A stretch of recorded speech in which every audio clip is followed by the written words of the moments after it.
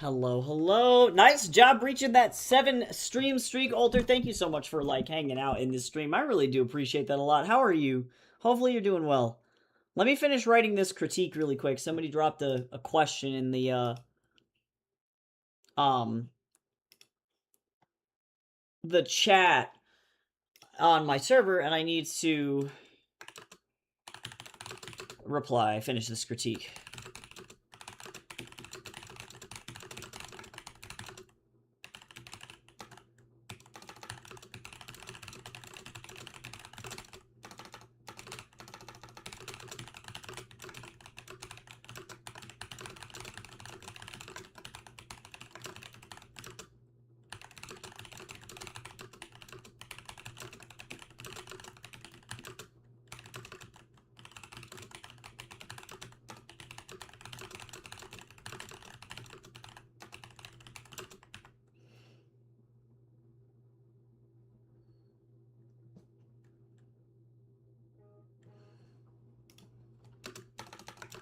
Let me see.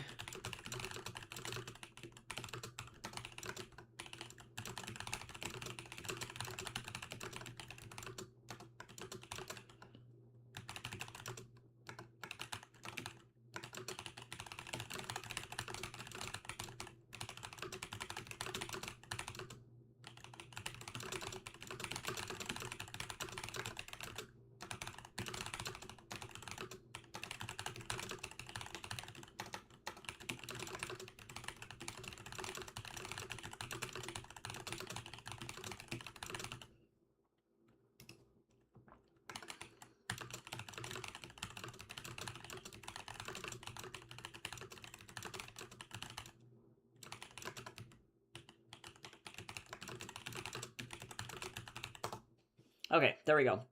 Critique dropped. I did it. I guess giving this kind of critique is good for me prepping to teach this character design class. Hi, Cal! I was in the middle of doing a critique. Hey, James, what's going on? It's good to see you. How you doing? Welcome in, everybody. Sorry, I was dropping a critique for somebody in the Discord. I hope everybody's doing very well. I am tired as fuck. that's the overall vibe. Is tired as shit, but that's okay. Also, whatever song this is... Oh, this is Deadmau5. It's alright. It's alright.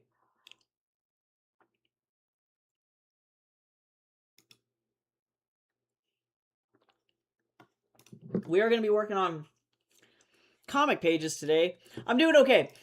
My biggest struggle right now is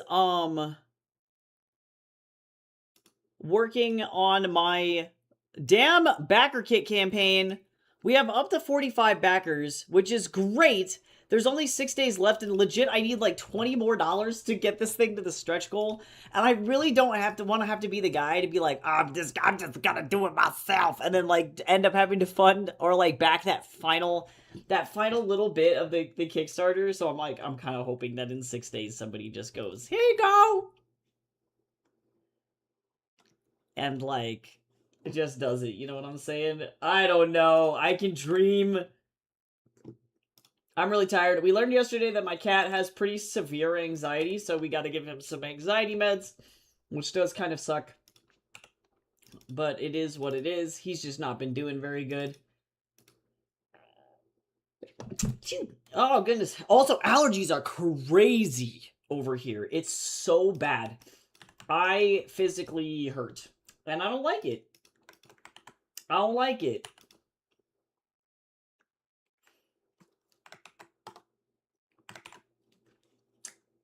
I'm so itchy, and I want to cry. Hi, Carol. How you doing today? Brother, I am so tired. Holy shit. I'm so sorry. Forgot to sleep a full of energy mood. I have not been going to sleep until like 3 in the morning, and I'm like, this is fine, I guess.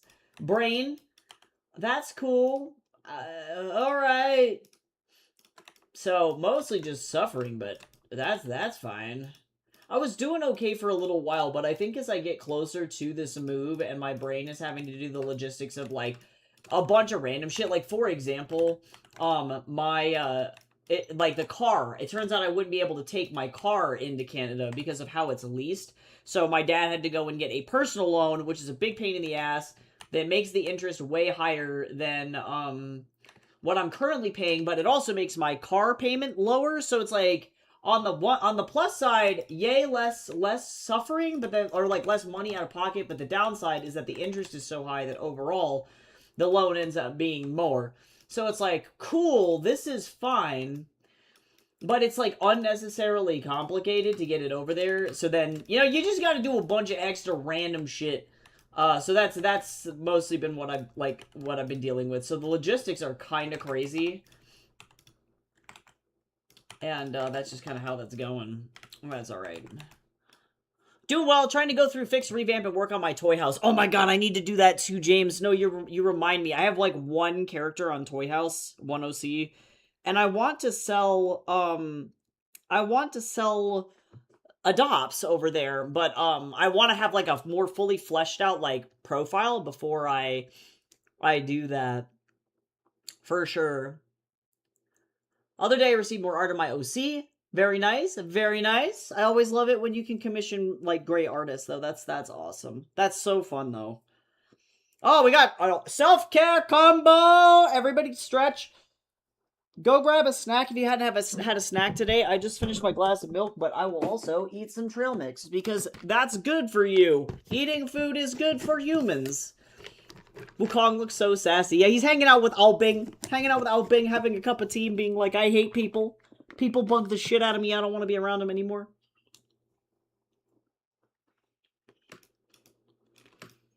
Yeah, Tatsu's okay. He's doing alright.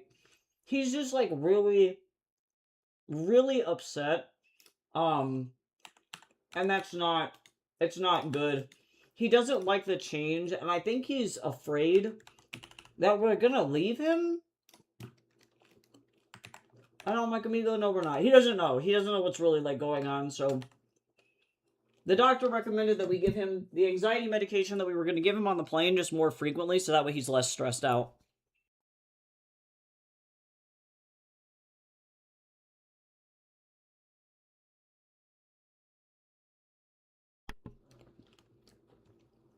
Trying to work with models. Yeah, you got it. I believe in you. Yeah, I think your illustration, I left you some critique in there. I think your illustration looks really, really good.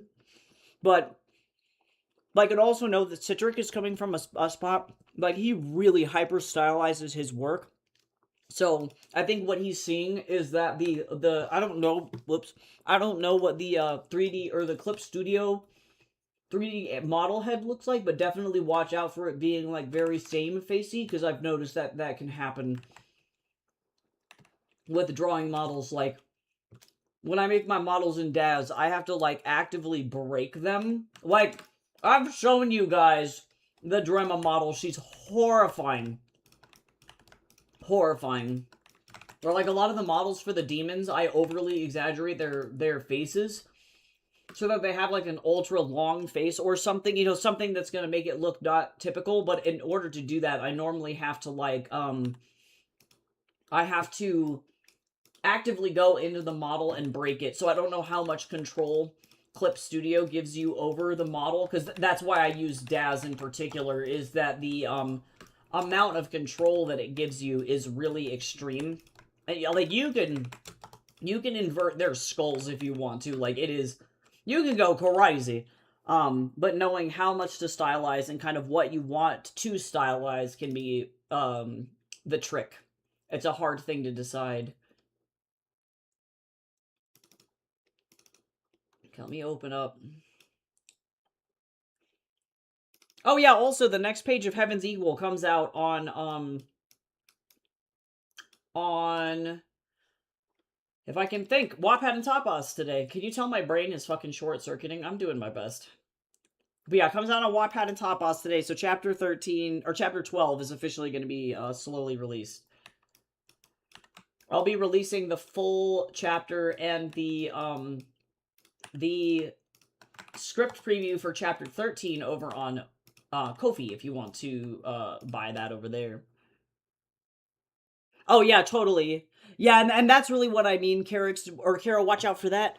Just because again, with unless you can change the proportions of the face, what can happen is that they can all like in art. I guess the best way to explain this is that in art, and every art style, every culture has what they call idealized proportions. So the problem with this is that in the 50s, for example, in the United States, there was this. This is a perfect example of this. The 50s in the US resulted in artists coming up with what they call the four divisions, right? And this was how to perfectly and proportionately draw a human head, quote unquote, right? So this is a great way to learn how to draw. But the problem is that in the 1950s, the people who were teaching other people how to draw were white. All of them. Every single fucking person was white. And so what that resulted in is this proportions chart guide where you can measure out every distance between like the forehead, for example. Top of the head to the eyebrow is a third of the head. Eyebrow to the bottom of the chin is 2/3 of the head. Nose to the bottom of the chin is 1/3 of the head. So you can like these are the proportions that I was taught in classical art school, right? So the problem with this is that not every single human has these proportions, and if you look at this image, this is where you can kind of fall into that trap. This person looks like an alien, right? This person looks like AI because their face is exactly like I was saying, that 1/3, 1/3, 1/4, 1/4 perfectly symmetrical face. Now, there are some people in real life that actually have these proportions, and the answer is the person who has this exact face and is freakishly symmetrical is Tom Cruise. Tom Cruise anatomically has exactly this facial proportion. And so he looks freakishly symmetrical, and then you start to notice weird stuff like his teeth are not perfectly symmetrical, but every single other thing about his face is 100% symmetrical. So I bring this up because the models for Clip Studio was meant for manga artists, right? And styles change over decades. Like the styles for my head, like in the early 2000s, if you were going to draw an anime head, was completely different than the style for the 2000s. But this is, again, here's that same issue. You got your 1/3, 1/3, 1/3, and that results in what I would call manhwa anime face. And these anime faces can be really samey looking. They all look exactly the same. And so that can be really dangerous if you're not careful and you're relying too much on like the observational portion of the actual like model itself, which is fine, which is really I think what Citric was seeing and what I'm talking about here is that if you do use the model for like base facial proportions, go for it, but also acknowledge that like it may dramatically change your art style or end up making things look really really stiff because they're almost so perfect and so symmetrical, and again also not representative typically of anything. Like if you're using a 3D anime model, that's going to be representative of an idealized Japanese face, particularly like modern anime face. And you're not going to get the same kind of facial proportions for effectively any other ethnicity other than a Japanese person. And then if you're using the American or classical European drawing model, then that's going to produce effectively the 1950s white guy. So yeah, just keep that in mind. You can always tweak your stuff and use it as a base, which is what I do. I use all of my models as bases. And then pretty dramatically change the proportions of the model so that way I don't run into like, oopsie, they all have the same exact facial proportions and they all look like the same clone. Disney runs into the same issue as well. That's actually another perfectly good example of what like that happening. Like Anna and Elsa and Rapunzel all look exactly the fucking same because they use the exact same proportions. They're so intense about their house style that they all look exactly the same. People keep complaining about that, about Shrek 5, and I don't know how to tell them. Like, the more that I look at the donkey model, for example, it does not look like Disney at all. Like, at all. I don't think that the new Shrek looks anywhere close to that, and people keep complaining about it, and I'm like, bro, if Donkey looked like Sven, you'd know. I promise that he's okay. I promise he's okay. But yeah, you can't exactly, Carol. You can't use one model for everybody. And Daz is much better about this. Although I find that their quote ethnic faces, like they have a couple of different head defaults that you can use. A lot of their black dudes look exactly the same, or their Asian face types are like, here's a Chinese girl and also one South Asian, vaguely South Asian lady, Indian lady, question mark. But it's like, okay, so we're not really experiencing a full gambit of like Asian faces. We're getting a rough approximation of some Asian faces, and that's not necessarily the best. So yeah, making sure that your proportions are varied is really important. And embracing imperfection. Like humans have disgustingly imperfect faces, I would like to say. Like we are I don't know, we have an insane variety, which can be really cool, but also too difficult to replicate. And art, of course, always tries to do what is the idealized beauty standard of your area, because like the Greeks were doing it too. You know what I mean? There's a reason all of the Greek statues look exactly the same, because they all have the same proportions. You know, they were going for a specific idealized body type rather than creating a unique human. So things like asymmetrical eyes, and even if you're going to draw eyes symmetrically, you know, using it as a soundboard can always be helpful. Oh my god, she finally released a song.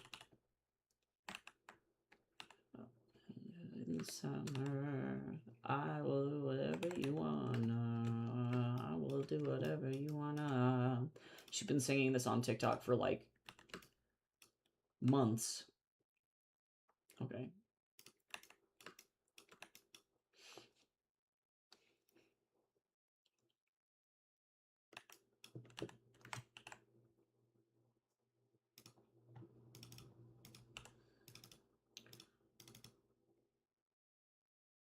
Yeah, I think what's tough about it too is that the style that you're emulating too, that like Witcher animated show style, I respect the animation work that that studio does, and I think that their especially their backgrounds are very beautiful, but a lot of their characters tend to look very same facey, especially their men. And unless they have a character that has a pretty dramatically different face shape, so like I'm thinking like Bolin, for example, from Legend of Korra, he does not look like Geralt of Rivia at all, right? Which is good because we don't want them to all look the same. But like Geralt of Rivia and some of the other male Witcher characters from that show look very, very similar. And it's just due to the nature of their animation style, you know? So rather than doing something like I think about artists that I'm more attracted to. But and this is again complete personal preference. There is no right or wrong answer. But like Jamie Hewlett, even when he's doing realism, his characters are so insanely stylized. I'm going to try and not flash a nipple because knowing Jamie, they're going to be naked. But even looking at the body diversity between the four gorillas characters, like they have pretty dramatically different face shapes. Noodle and 2D tend to look more similar to each other in terms of character design. But even still, she's so distinctly Japanese, and he's unafraid of like, or when he like here's a drawing of a black woman, you know, like, oh my god, so beautifully caricatured and stylized, even though they're all in the same style. Or Loish is another good example. Her women tend to be very similar to each other, but when you end up looking at a page of like how she draws, I'm trying to find a sketchbook page of her drawing of like these are unique character studies. This is great, and I think her style has been branching out even more so now that she's becoming a more experienced artist. But these five people are all completely unique, distinct people done in the same style because they have dramatically different facial proportions. Like this person's ear is really large versus this person has like a longer nose.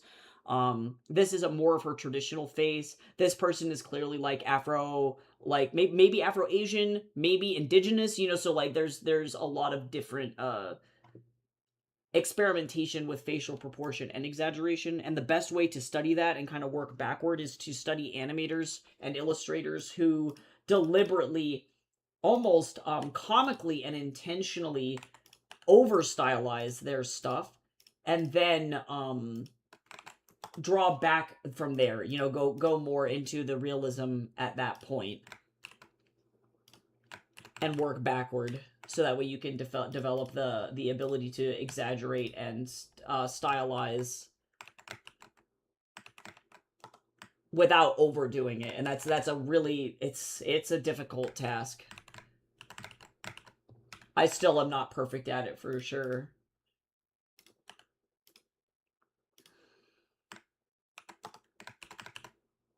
Oh my god, long time bats.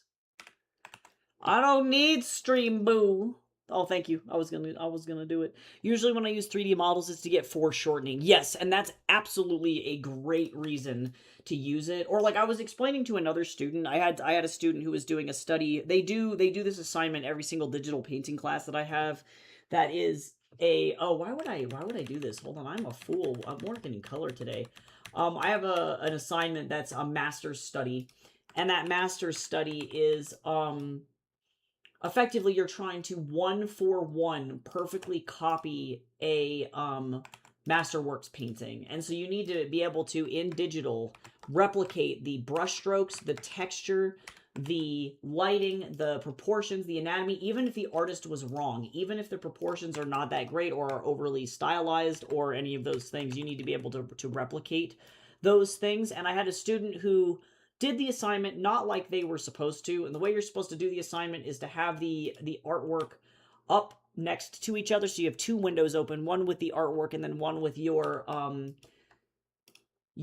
actual drawing on it, right? And they ended up just tracing over the original Masterworks artwork instead of going in and doing it observationally. And what I was explaining to them is that it's not that they did necessarily anything wrong, because I don't think that they did.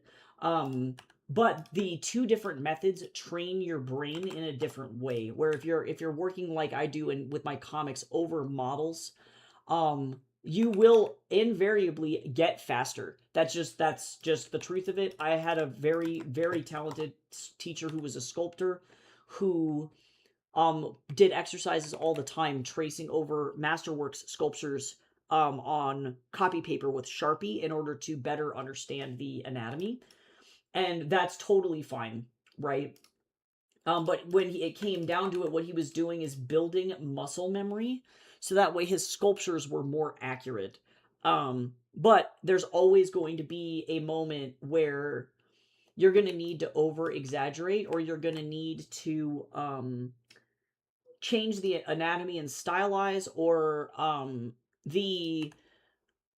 even the photographic reference that you have is not alive enough, because a camera in its essence it captures a facsimile of life, not actual life. And so they call that in fine art, they call that the artist's opinion, right? It's what you as the artist view as the most important in your piece and in your work. And this is where this shit starts to get real, like, real fine artsy, philosophical, almost, talking about art. But a camera is going to capture life as it actually is. An artist's eye is going to capture life as we dream it to be. And that means with that dream comes imperfection, and comes over exaggeration and stylization. It's the reason Renaissance painters, even who are considered some of the best artists in the world, their people are kind of fucking terrifying looking. Like, their eyes are all uber bug-eyed and stylistically very strange, because that's how they saw the world. They were looking at those people and going, oh my god, but what if they had Animu eyes? You know, it's like, holy shit, why are you guys doing this? You know, it's like, that's kind of crazy. But that's their opinion, as that one meme would say. And it's not wrong, right? Nothing is artistically correct or incorrect. It is all subjective. Well, yeah, and the medieval cats were intentional. Those were actually memes. I'm not gonna lie. There's actually a lot of evidence nowadays that it's not that those guys couldn't draw. They were literally so bored they were making memes.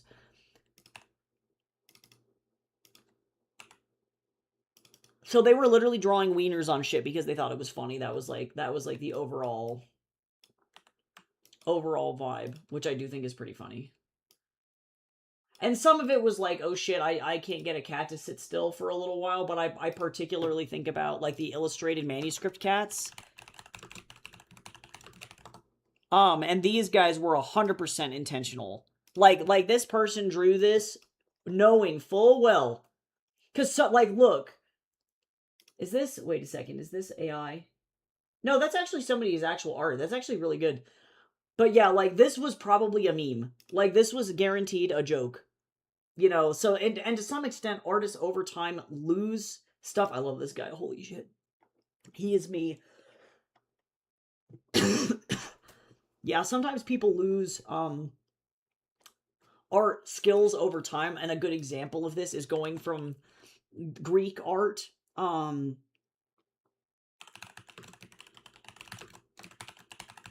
me try and not accidentally pull up a movie. Here's one that's kind of censored. Or here's Hermes. He's beautiful. Right, this is beautiful. Beautiful. Perfect anatomy. Amazing observational skills. And we went from that to Byzantine Jesus with no perspective, no foreshortening, no anatomical accuracy, and the reason is because the Catholics killed all of the Greek artists, right? They did a massive iconoclast, and the people who were teaching other people how to draw actively were all dead. So that resulted in, yeah, in us literally losing the ability to actually do art. So then you get weird, Byzantine baby Jesus. Oh my god! Oh my god! Like, holy shit! He's so scary. So yeah, point being, you know, there are periods of time, of course, in which we do forget how to draw. But at the end of the day, it ends up becoming, like, kind of subjective still.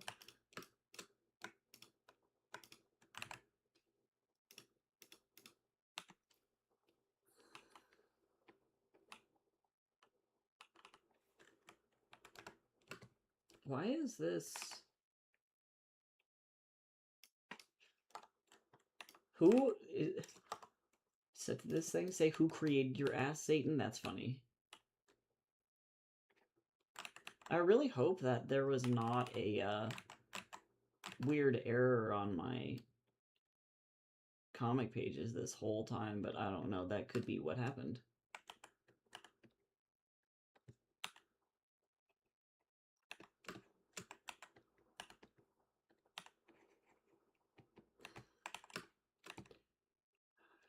Design for the one's eye.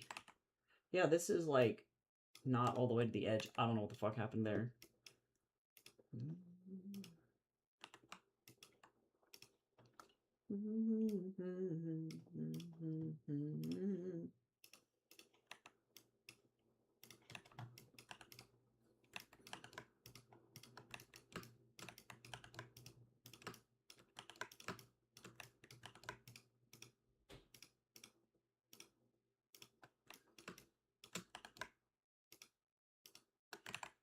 But yeah, obviously the point of all of this, though, too, is that there's no one right way to draw a human face, right? Like, faces vary in art style pretty dramatically from culture to culture, art period to art period. Like, there's no one right way to do it, and certain artists, intentionally choose to be more symmetrical. Like, the Greeks were obsessed with symmetry. They loved it so much. And I don't know, do you mean this Picasso? Because... Actually, wait. Because this is Picasso, too.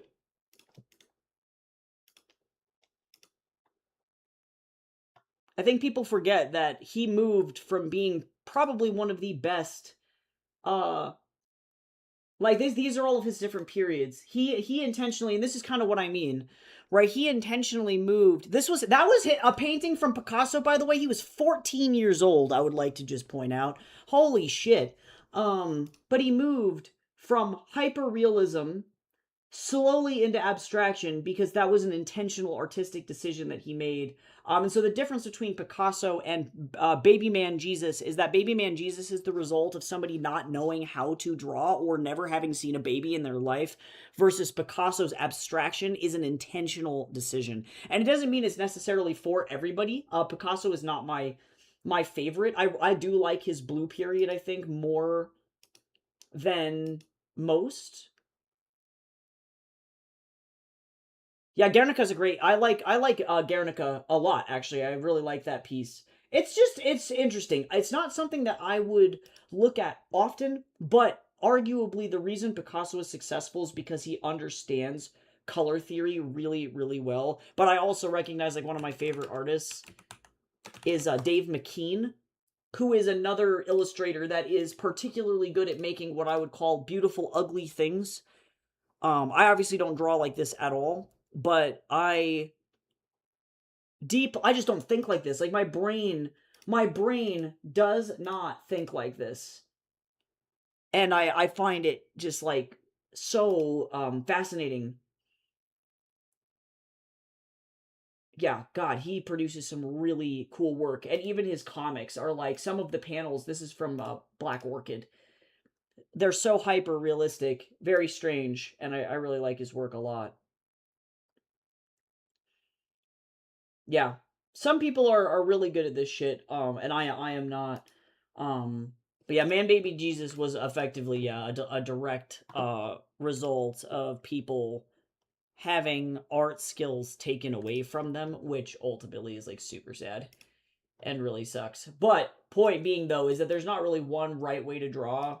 I mean, I think about how a lot of people really like Van Gogh's work, for example, and I don't. I don't really like his work that much, and a lot of people, while he was alive, also didn't really like his work. Some of his shit is just too ochre, and he's using this kind of, like, baby shit yellow color, and it's just very unappealing to me. I don't really like it very much. But some people really loved his work, and that doesn't mean that all of his work is bad. Like, Sunflowers is beautiful, his Sunflower works. Starry Night is beautiful. Yeah, there are plenty of things that are really, really good. Fucking baby shit color yellow face, not it. That ain't it for me. Um yeah, he's it's interesting. But yeah, I think the problem that we are currently facing in the modern animation industry is that there's a lot of I think emphasis placed on the studio house style. And so that's like, if you want to work for Disney, you have to draw like Disney.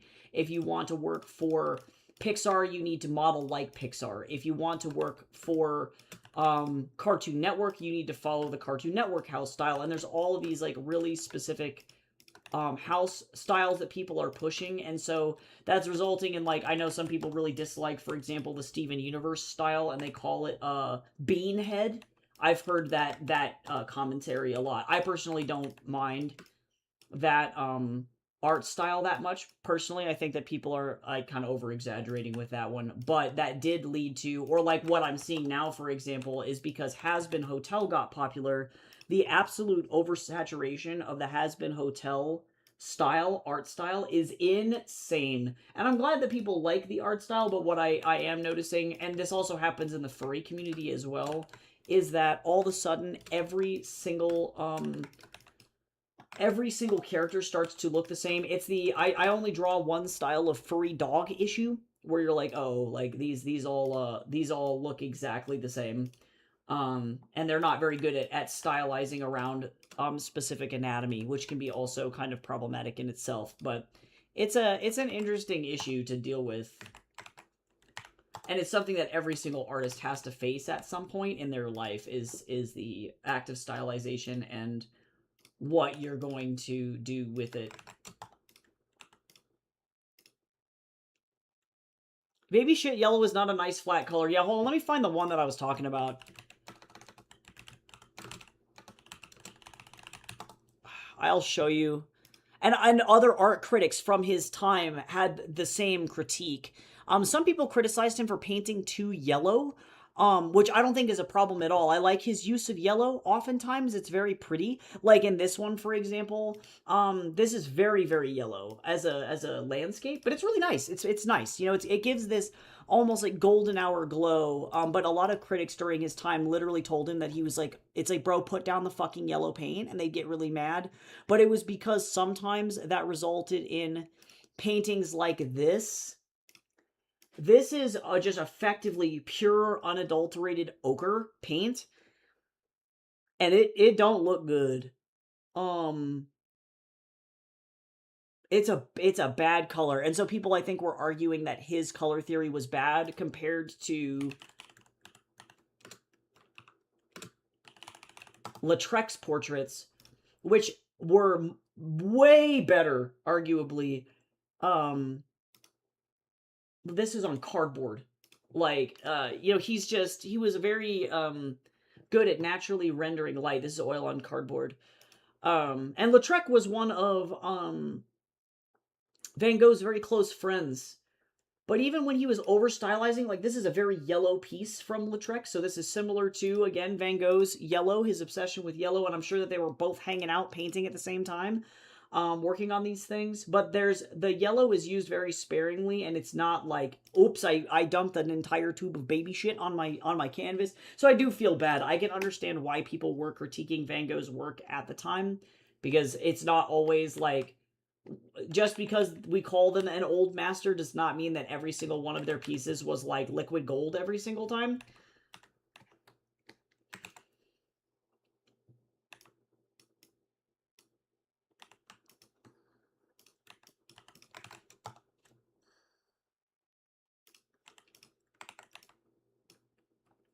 Oops, it's baby shit. Yeah, no, it was bad.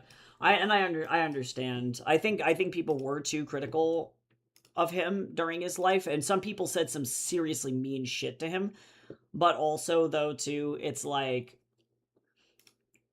to some extent, stop drawing the baby shit, Van Gogh. Stop it.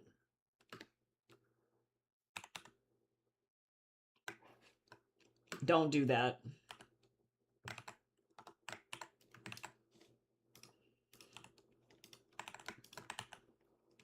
And every region almost has like what they call like, I guess, like artistically acceptable as well. So that's where this gets difficult too, is that we are effectively working entirely subjectively. So in my personal opinion, no art is bad. You can't say that there is bad or good art.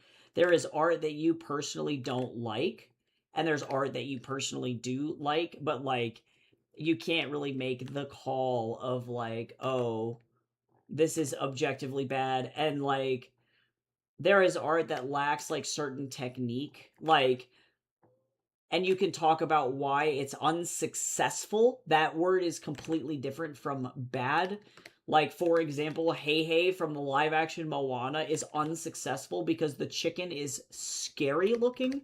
You know, so if you're looking at, like, I want to produce a piece of kids' animation and I want something to be beautiful and enjoyable to look at, like, you can argue, like, stylistically that that's not beautiful. It's just fucking horrifying looking.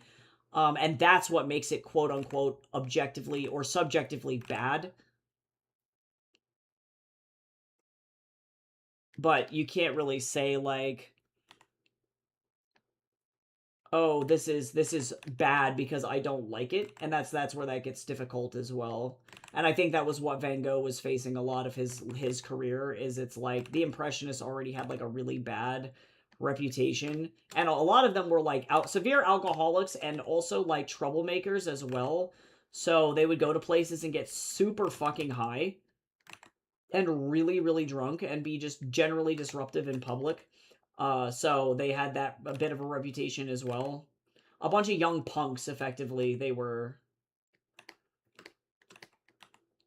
not very publicly liked. And then Lautrec got really popular in the avant-garde circles, and Monet as well, and then people started to warm up to them a little bit, I think. But Van Gogh never really had that level of success, and it was partially due to bad luck. I do legitimately feel super bad for him, actually.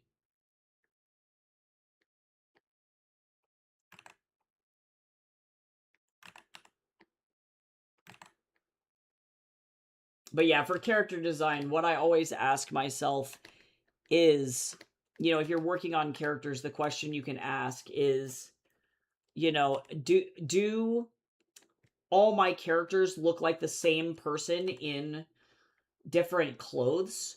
Or do my characters look like they are unique people?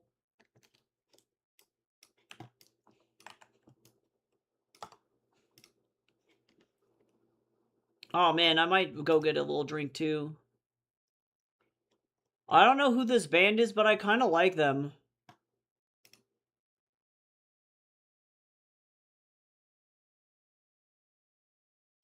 It's like soul. Hard rock is what they consider themselves. Southern rock. This is pretty. Holy shit, this guy is so full as fuck. What is happening? Oh my god.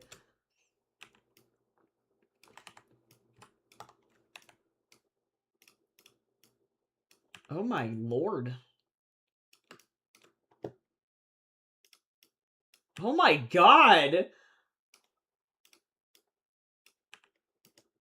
Holy shit.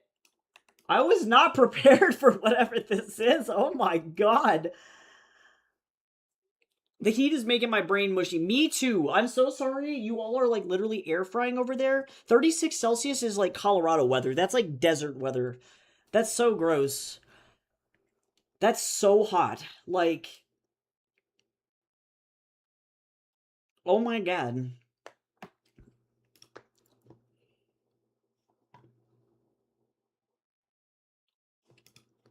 Welcome back.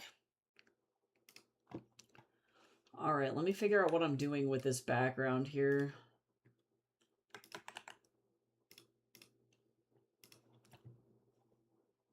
Okay, I'm gonna go more saturated here. Oh my god, this guy! Who let this man? Sometimes Spotify is like, hold on, hold my beer. I'm about to give you, like, the best. Just give me 5 seconds to cook, and I'm like, oh, thank you. Holy shit.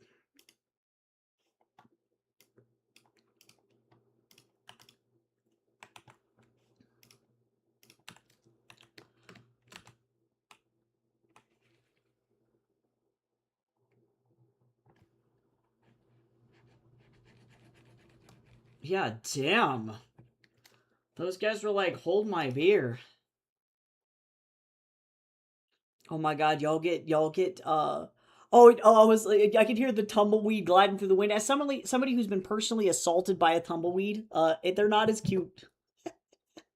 But you're right though, it definitely gave that vibe. Like legit, it was the rain is going and there's probably like a tornado or something somewhere. Like I've had a tumbleweed almost take my ass out on the road. Living in the desert is horrifying, guys.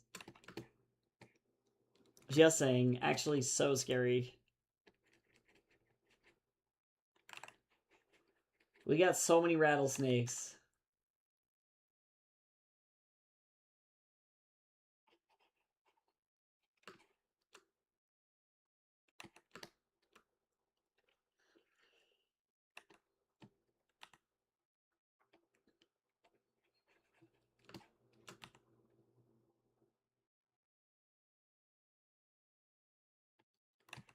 I like it when Southern rock is done right. Unfortunately, I feel like a lot of singers are not really that great at Southern rock, which is it is what it is.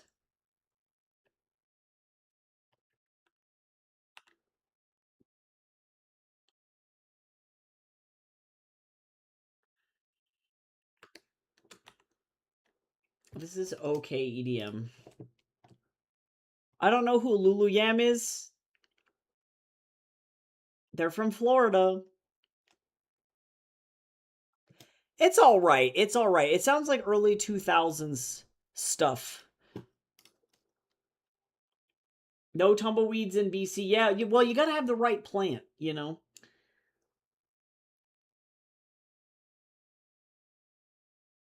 Because we have, like, the, it's like sagebrush is what, like, actually turns into the tumbleweed, I'm pretty sure. And then they get all crispy. The biggest tumbleweed I've ever seen was the size of a car. It was horrifying, and, the wind was going super fucking fast, and then, effectively, I ended up almost, actually, like, getting a pallet, like a wooden construction pallet, directly to the front of my car during that. It was pretty crazy. It blew off the back of a semi in Wyoming and almost took my ass out. I was almost Final Destination by that thing. I think about that a lot.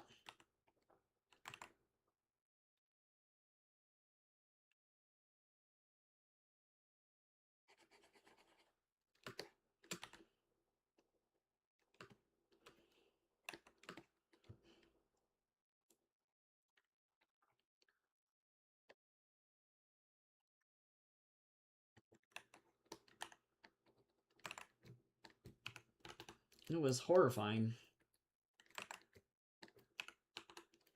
This has the same energy as Seven Nation Army, kind of, but it's like a brass section version of it. Reminds me of Apache as well. I think Spotify is just giving me random shit because my release radar is not full enough. It's like, here's some new stuff, question mark, and I'm like, oh.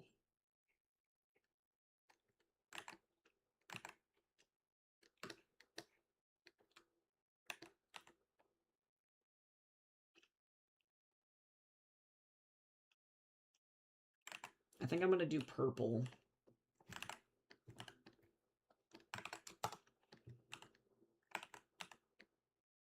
In here as well, we'll see.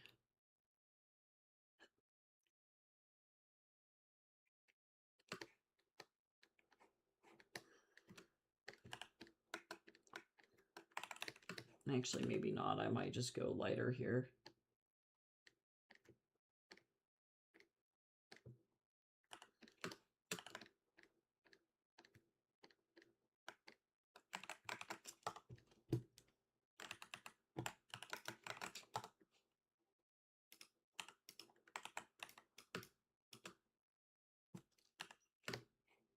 Yeah, that's good.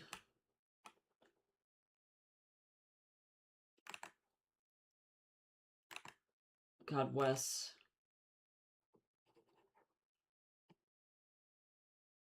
This is from his new album, too. This is Skunk, by the way, if you're familiar with him on TikTok. I have indeed. I've done too much. I don't want to do it no more.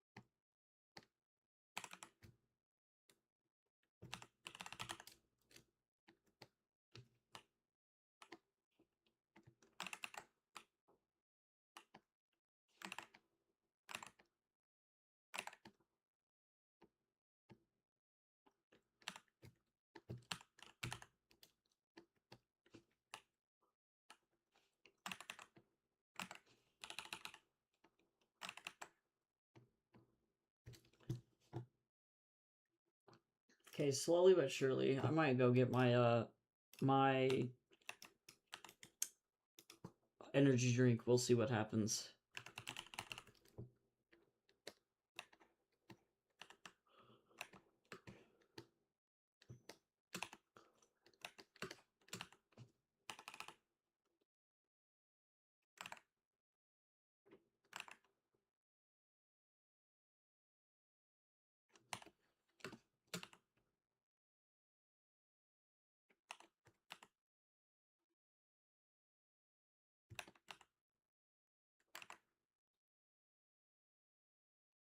I recognize doing this with like the lasso tool would probably be better, but also I can't be stopped.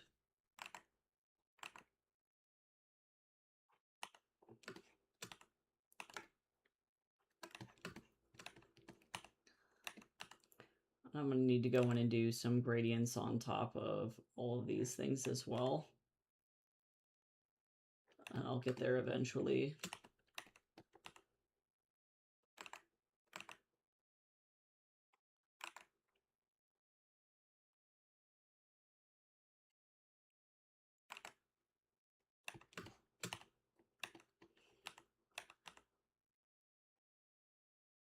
And then I also need to like paint the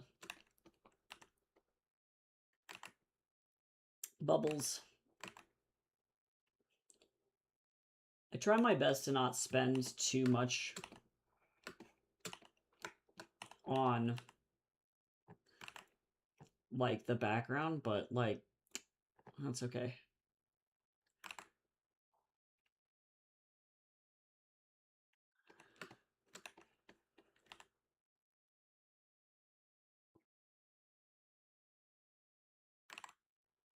Slowly but surely.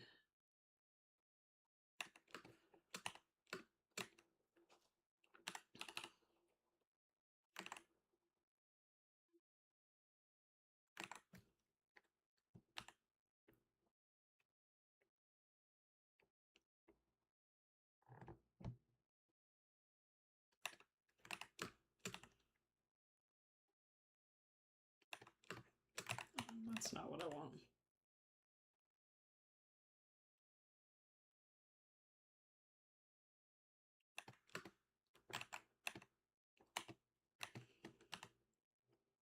This will make sense, I promise. It looks like ass right now, but I promise it'll be okay.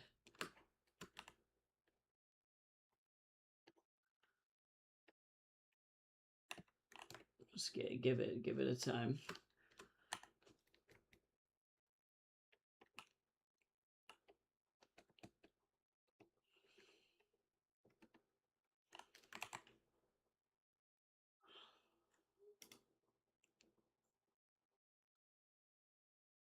Oh god, I'm so sorry.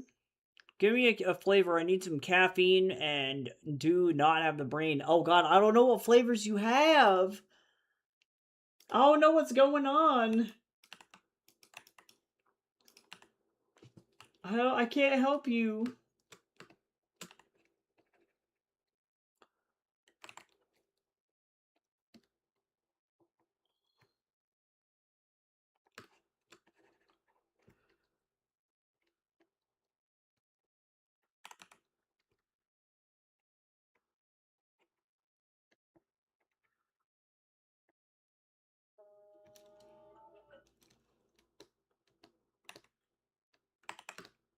Okay, so now let me...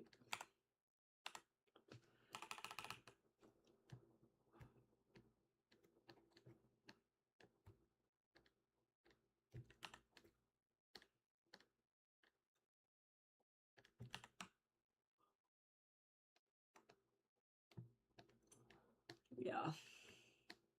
I'm gonna have to go get my fucking shit. We'll get there.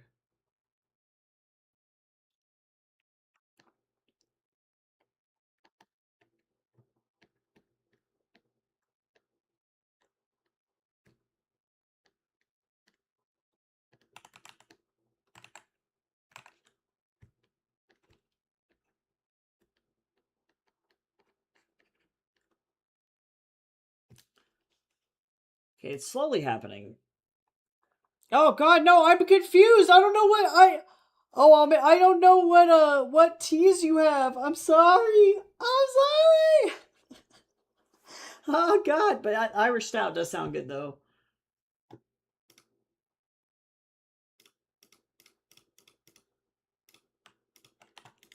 I don't know what's going on.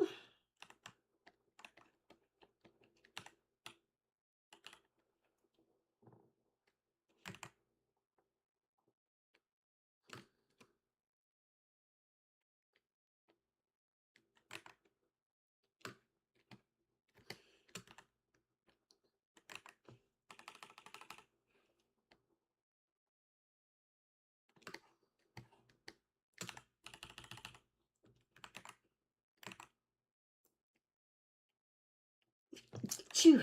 Goodness gracious. All right.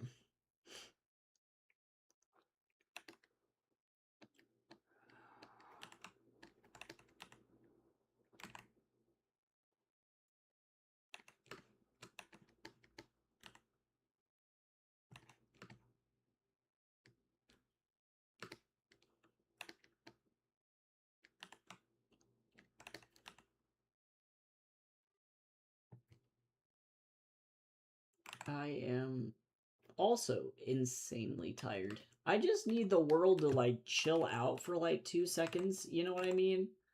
I'm gonna need everybody to just like calm the fuck down.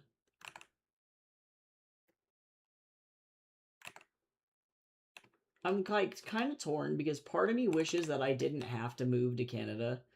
You know, like I'm very excited to do so, and I'm glad that I have the opportunity to do so. But like, I'm kind of pissed that I have to.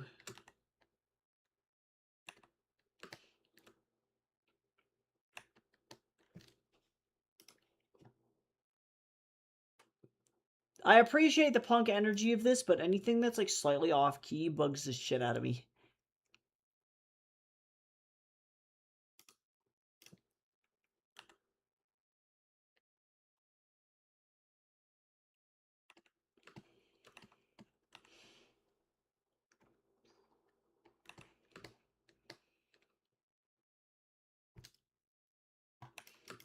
Yeah, exactly. Well, like the job prospects here in the US are literally so bad that like it is to the point where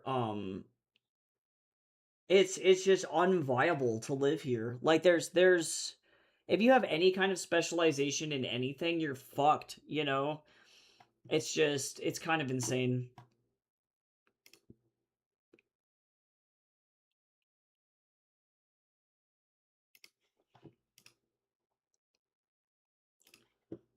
This is also ass. Spotify is now giving me ass. I think we officially left the good zone. I'm gonna listen to the Atari playlist because this will give me some life.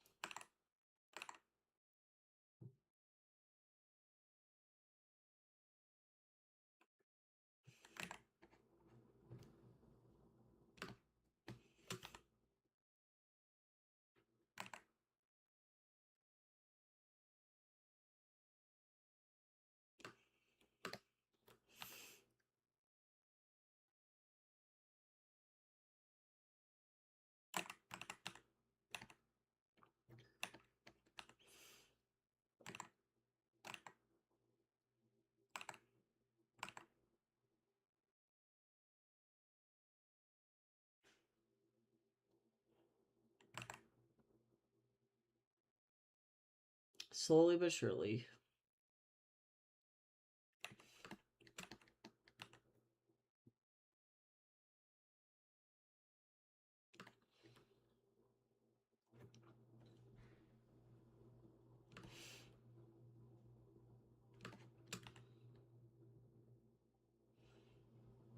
I actually think I'm gonna do something else with the background. I need to remember to do this right now because otherwise I'm gonna forget.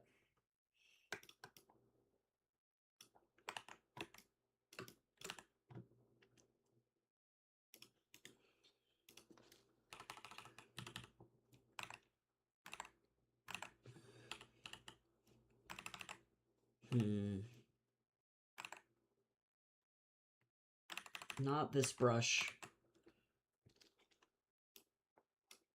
I want to try and use these brushes more, but I don't know what I'm doing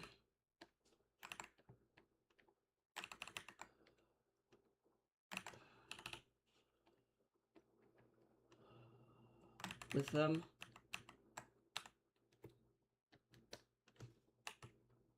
Let me reduce the flow on this.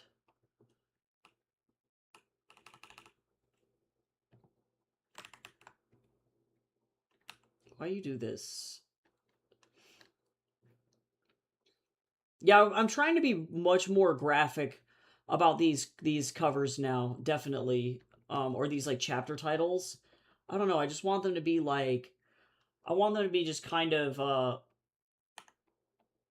fun, you know?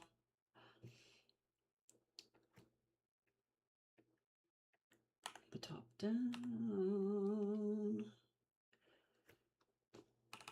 Because I've been doing a lot of geometric shapes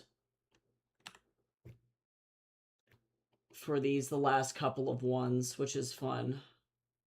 Tonight. But I need some kind of texture. I'm just like, I'm not super happy with how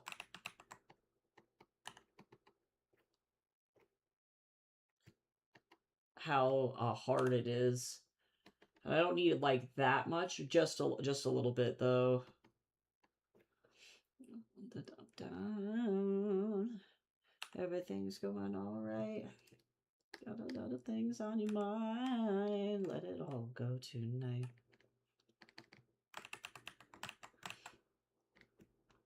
Loish made some really interesting brushes. And I'm trying to fuck around with them. She made these as smudgy brushes, and so they're not really meant to be used as paint brushes, but I've been doing both. I recognize I'm going rogue. That's a little bit better. As long as there's kind of something going on. And text is going to go over top of this too, so I don't need to worry about it too bad.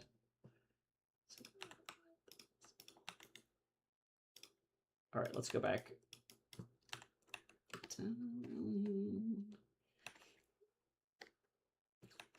Got a lot of things on your mind. Let it all go tonight. Okay, bye! I am alone. No, just kidding. I'm joking. I'm just joshing.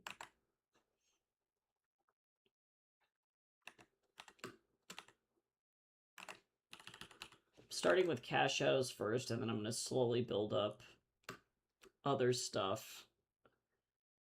Like a flying. Yay, yay, yay, yay.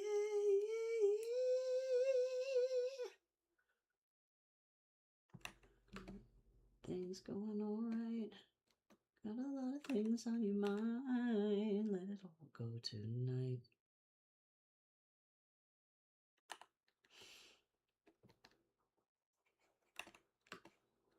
Okay, so there's our cast shadow there.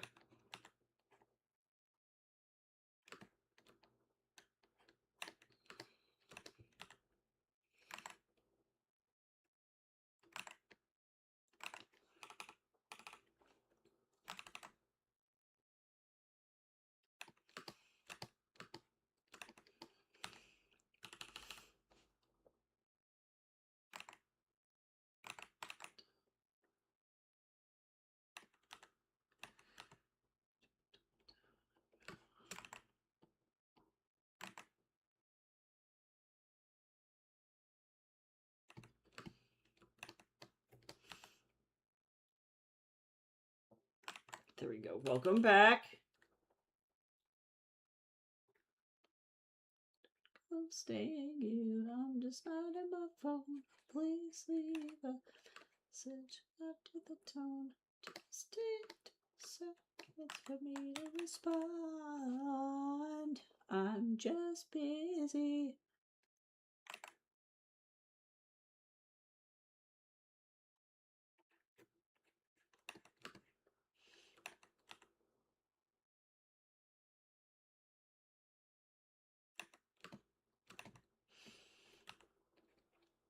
I'm low-key traumatized from grading all my students' work. I'm excited to see how the illustration kids are different. They're built different, guys. They're built different than the game art kids.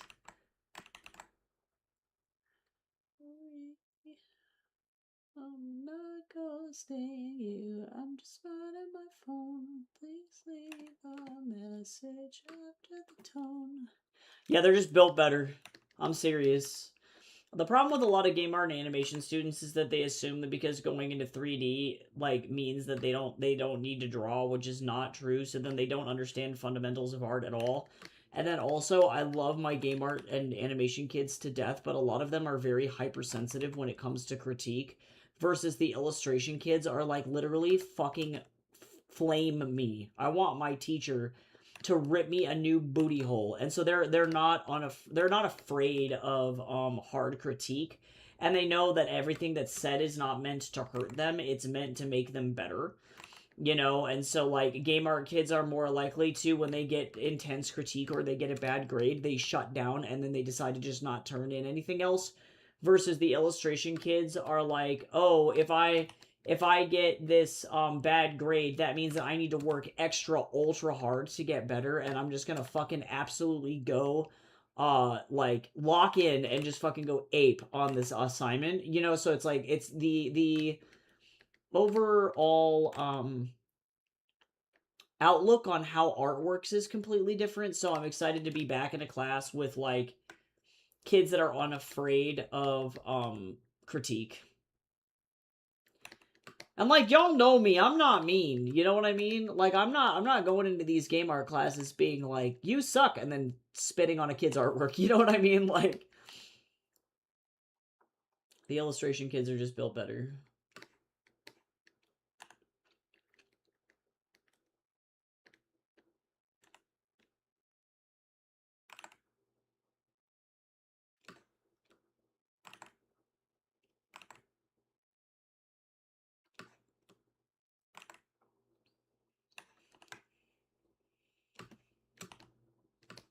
It's not that they have lofty visions, it's just that I think legit they don't think that they need to work.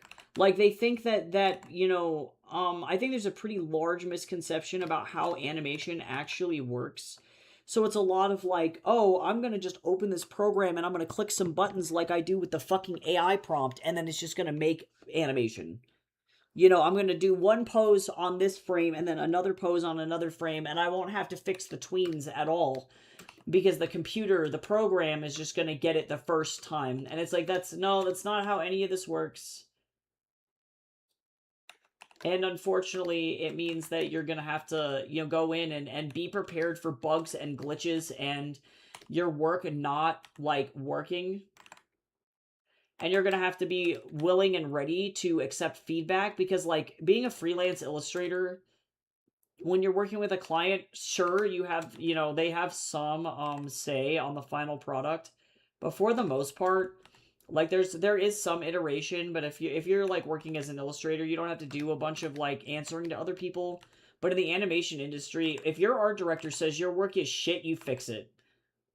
There is no oh, but I like the way it looks right now. It's like, it doesn't fucking matter. The art director doesn't like it, so you fucking fix it. And that's really difficult, I think, for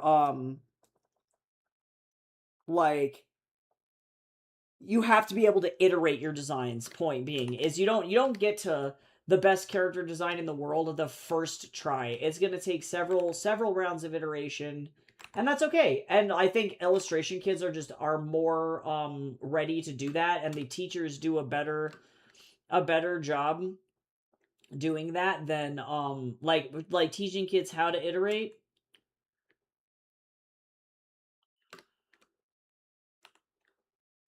No, I appreciate that you're over in YouTube, but no matter how many times you spam the chat, it's not gonna make much of a difference. But welcome in. If you wanna not spam the chat, I'd be glad to like say hi.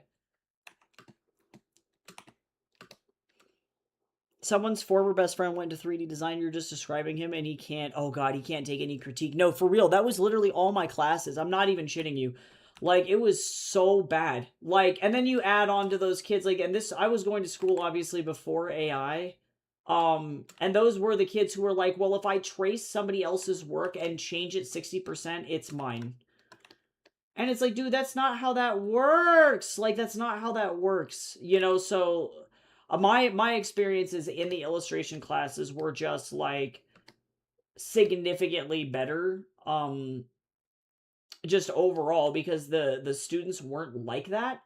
And I don't know why. Like, part of it I think is like, and I'm definitely not blaming neurodivergency for this at all, because I'm in the same camp, but I think to some extent it's there is unchecked neurodivergence.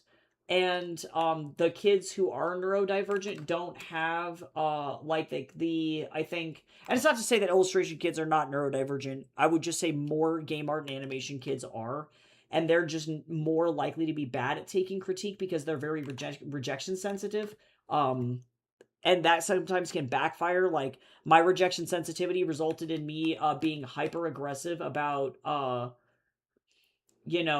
doing the work and being better, because I was like, I need to be so good that they can't tell me no. But then not everybody receives the critique that way, and so then you end up with like a legit meltdown. It's like, you can't. I watched so many people drop out of like the game art and animation degrees for that degree, or for that reason, because they were like, oh, I didn't know that people were going to look at my art and say this is bad,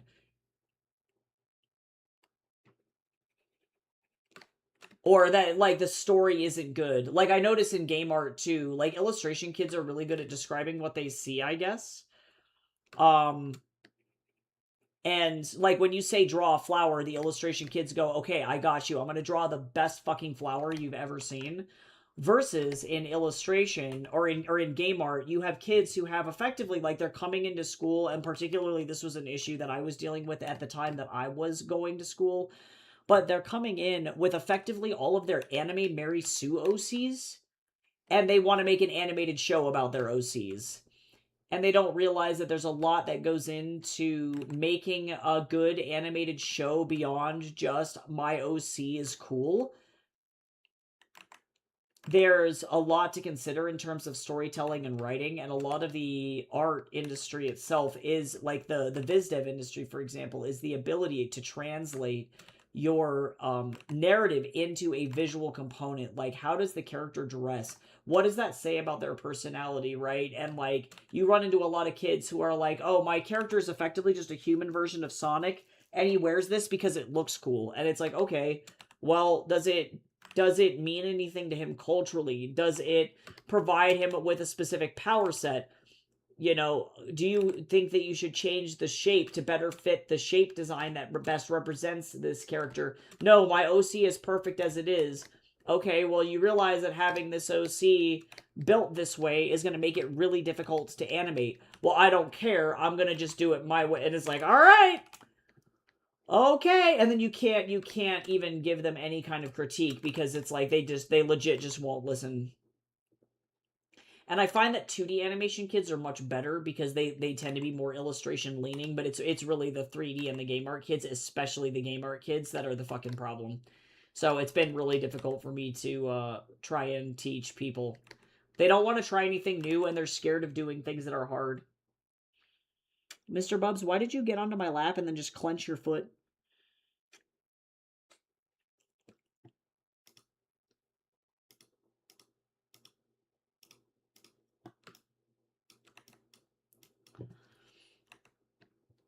But like, RemCAD has like a 100% acceptance rate and only a 40% graduation rate. So that means that 60% of all kids drop out of RemCAD, of art school. And that's pretty average for art school. That's not even like, oh, RemCAD's just a shit school. It's like that's typical for art schools in the US, because 60% of the people realize very quickly that they can't cut it.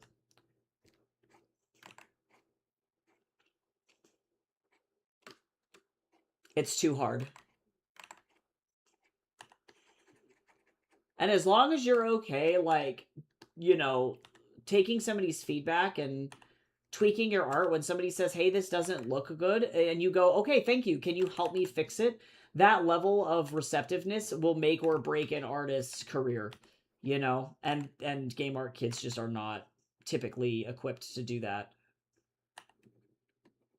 I had a much better time in illustration, to be honest.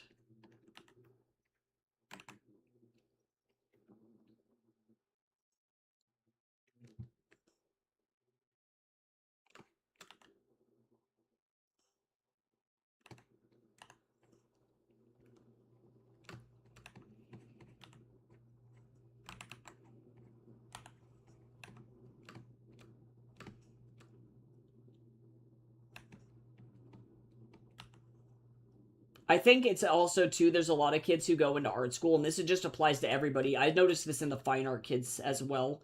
But they are used to, it's like jocks, right? They're used to being the best artist at their school, and so it's like, oh, my art is really, really good, and then all of a sudden they get around a caliber of artist that is like really, really good. Like, these people are fucking professionals, and they're ready to graduate and leave the industry, and they're already way good, and then all of a sudden they're looking at their own art going, oh fuck, I'm actually bad, and so then they get really aggressive and they lash out at everybody rather than, like, you know, taking it as like a challenge or as competition. They go, oh well, actually you suck and you don't understand my art and I hate you and you're a shit teacher, and then they just get angry and you're like, whoa, holy fuck, like, why are you this mad? But they're very insecure about it. Like, it becomes that kind of an issue.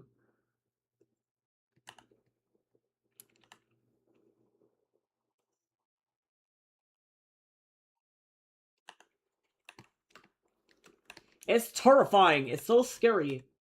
I don't like it. So I'm excited to teach one illustration class before I go, or to go teach grad school. If I get this job at Simon Fraser, then I can just go teach grad school, and that would be pretty sick.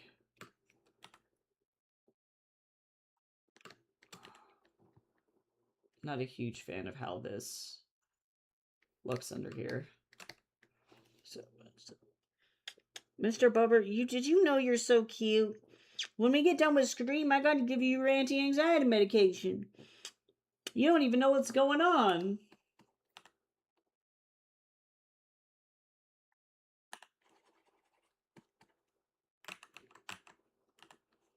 You're gonna have some gabapentin, and then you're gonna go the fuck to sleep. And it'll be okay, Mr. Bubs.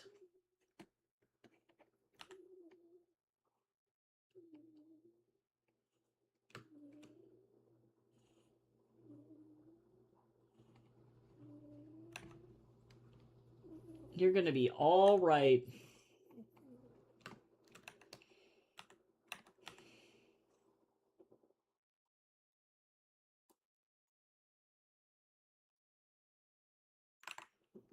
Sometimes doing... Oh god, he looks so tired. Me too, bro. Holy shit. Doing cell shading can sometimes be very peaceful. I don't normally do cell shading that much, but sometimes it's the right thing to do. I get it.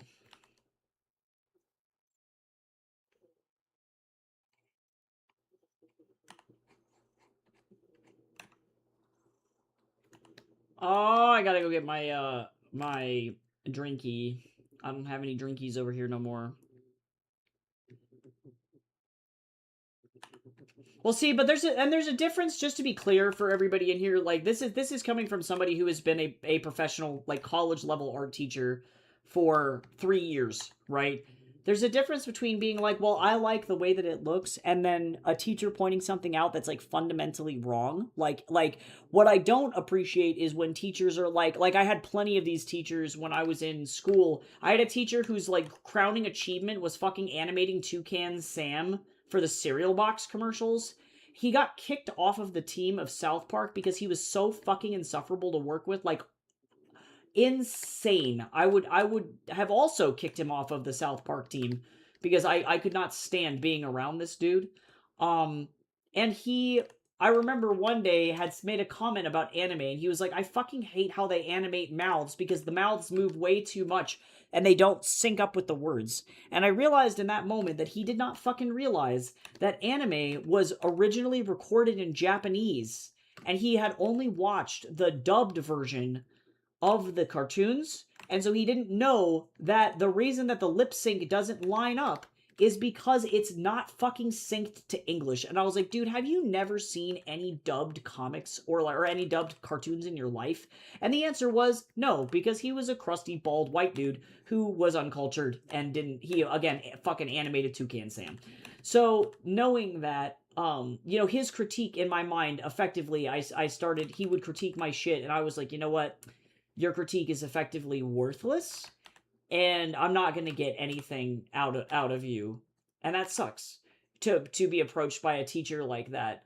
The best teachers are going to go, okay, I see what you did, and looking at the elements and principles of art and design, this is how you can make it better while it still suits your vision. And that's also the goal of like an editor as well. An editor editing a book should never go, oh, well, you're bad at writing, this is better, and then just shit on you for the way that you write. They're going to go, okay, I see what you have here and the foundations that you have, but there are some technical things that you can do to make this better, and I'm going to show you how, right? And those are two completely different types of teachers and two completely different types of critique. So if anybody ever approaches you and goes, your work is ugly, it's not good, do it different, they're fucking bad at critique. That's just like the long and short of it. There is no other option there. They're just not good at giving critique, and then they're not going to give you any helpful advice at the end of the day. So it's reasonable to be afraid of that kind of a critique because those guys are shitty. They're shitty. And that's not how you critique art.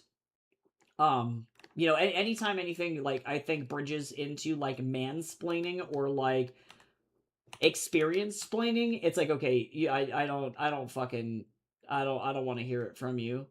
But the more that you do critique, the more your art is going to benefit at the end of the day. And finding people who critique your work that aren't there to just shit on you and that are there to actually help you get better while being realistic about your art and the style is going to be something that is really, really beneficial. And then also too, if, you know, any of you are interested in going on into art school, that is a reality of art school. You know, you're going to have teachers who are telling you that your work needs to be different.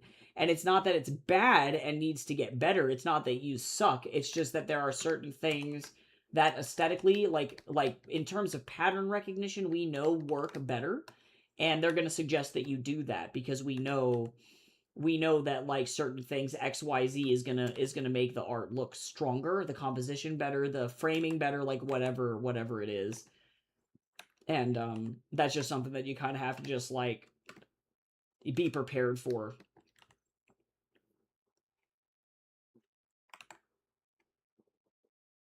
Mr. Bubbert, do you want your food? Are you hungies? Are you hungerts? I need to go get some liquids, Mr. Bubs. I'm gonna finish doing this cell shading on this form shading layer. And then I'm gonna go feed this man because it seems like he wants some snacks. And then I am going to go and get myself an energy drink.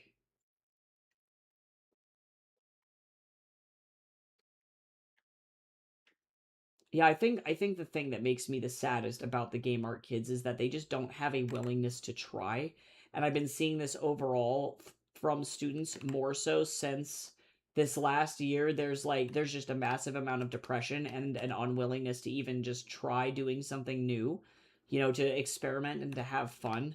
And that is it's really sad. It's really hard.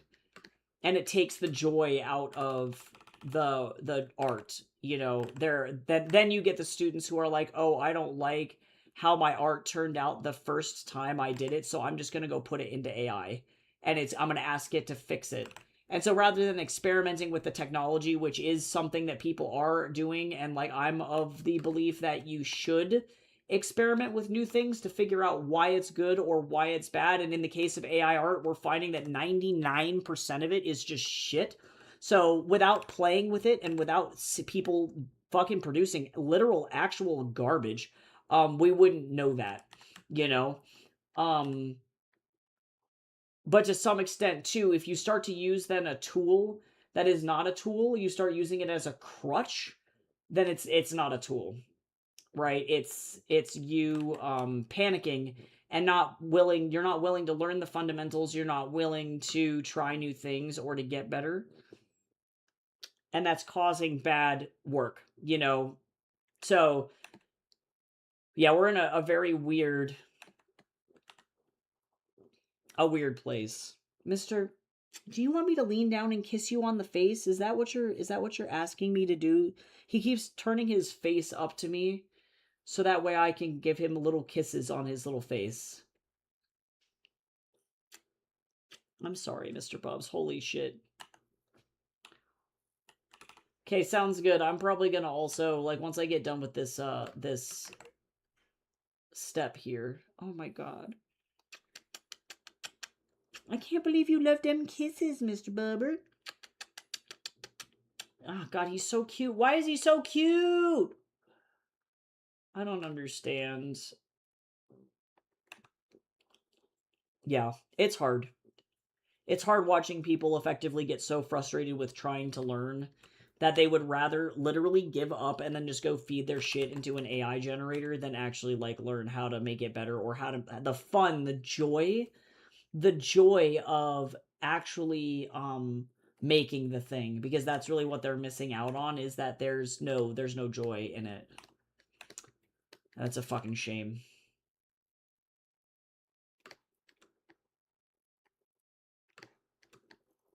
And the reality is that we're just not at a point where we have a good reason to use like any kind of AI tools to generate shit. Like there's literally no reason for it. So it's hard. It's hard when I'm teaching and then I just watch a bunch of students just go, this is hard, I don't like it. And then they just fucking, they don't even know how to Google. And I'm like, what the hell is happening? Like, pick up your pencil and fucking draw, guys. Like, please, for the love of all things good. Like, holy shit.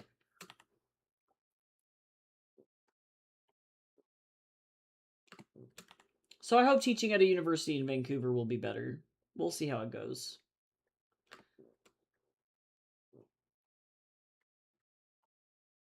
I just want to make people good at art. You know what I mean? I want to share with people the joy that I feel when I draw and the sense of peace and calm that I feel from locking in on a task like this and then doing it really, really well. The sense of accomplishment. And like they're just not willing to do it anymore.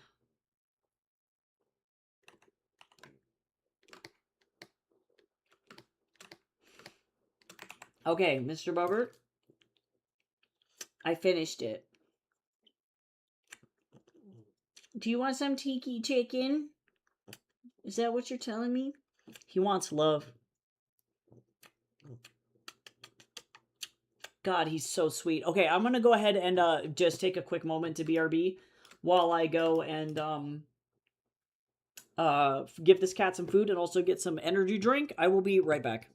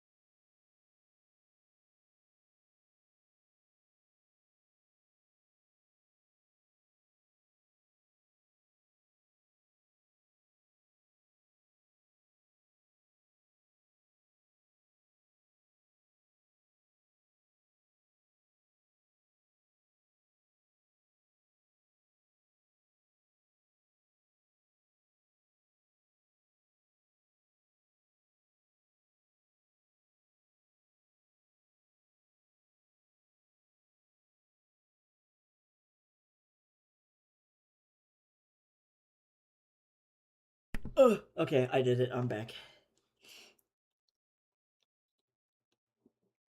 He is eating his little treats, his little treaties. Okay, I'm pretty sure there were like 2 snack redeems, so I'm just gonna go ahead and eat 2 fucking handfuls of trail mix really quick.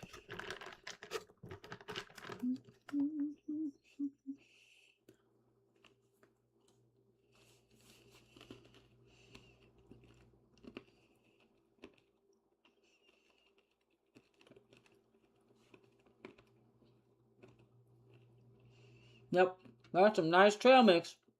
Look at that.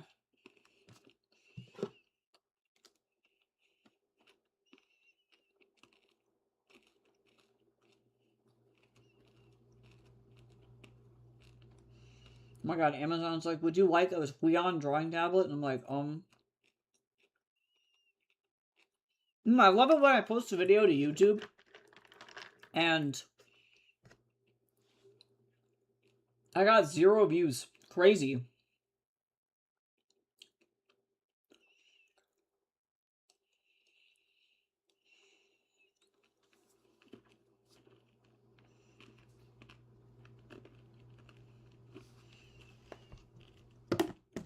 Alright. Nom nom nom nom nom nom nom. Yeah, we gotta give... I'll give Tatsu his meds in about an hour, I think. And he'll be good. He'll be okay.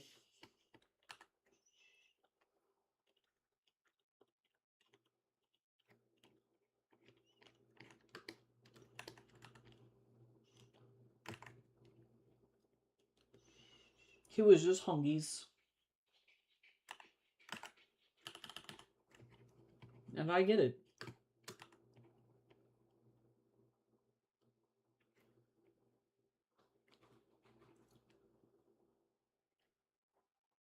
He's just a little guy. He doesn't know what's going on.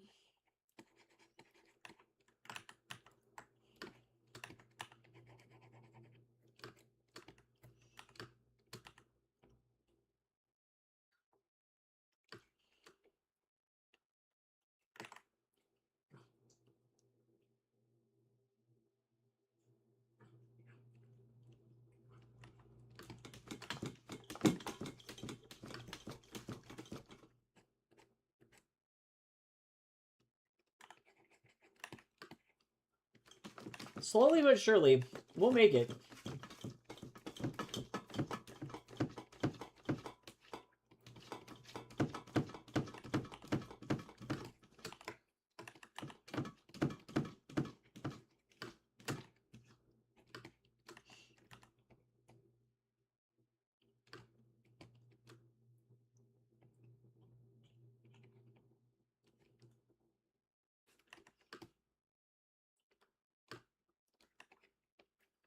Sure.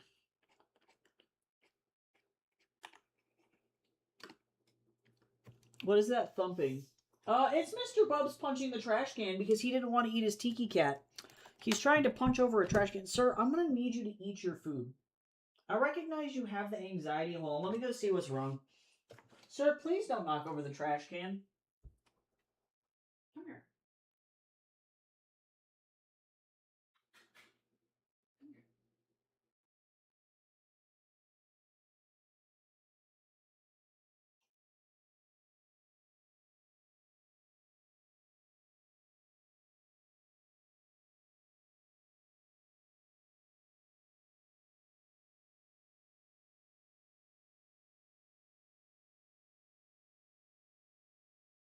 Yeah, Mr. Man resorts to violence when he decides that he doesn't get what he wants. He's just he's very, very anxious. It's pretty uncharacteristic for him. He'll be okay, though. I'll give him his meds in a second, and he will be okay. As I'm, like, choking on a dust, I'm okay. Hi, Trix. How you doing today? Welcome in.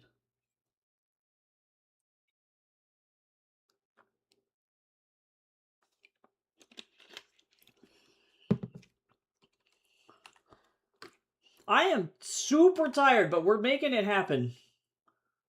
I have a lot of work to do today, but that's okay. Trying to keep my brain funk from completely malfunctioning, but doing all right. I am chugging along on the new chapter page for Heaven's Equal because we finished chapter 12, which is uploading today. In about 2 hours, actually. It'll go live on Tapas and Webtoon, which is pretty exciting. I am stoked about that. And then I am slowly and patiently waiting for my backer kit campaign to be over so I don't have to worry about it anymore because I just frankly do not want to think about it. I don't want it to have any more energy anymore. I don't care. It helps when the campaign is funded really, really quickly, and then I don't have to worry about it. But then also, too, I would love to reach this stretch goal. And $20 is so little, but so much. But I found out that my dad figured out how to get my car into Canada, which is good. So now I don't have to worry about that. And it's kind of a pain in the butt, but it's not the worst. Could be worse. But otherwise, just chugging along. Gotta make some more ads for boomer authors with AI books, which I'm not super thrilled about, but here we are. This is how I make my money, and it kind of fucking sucks that this job has transitioned into this. It used to not be like this, and then AI became more popular, and then every single boomer was like, oh, but wait, I can make AI ads out of this shit. I'm like, guys, please. Please. Resist the temptation. You don't have to have the AI ads. You really don't.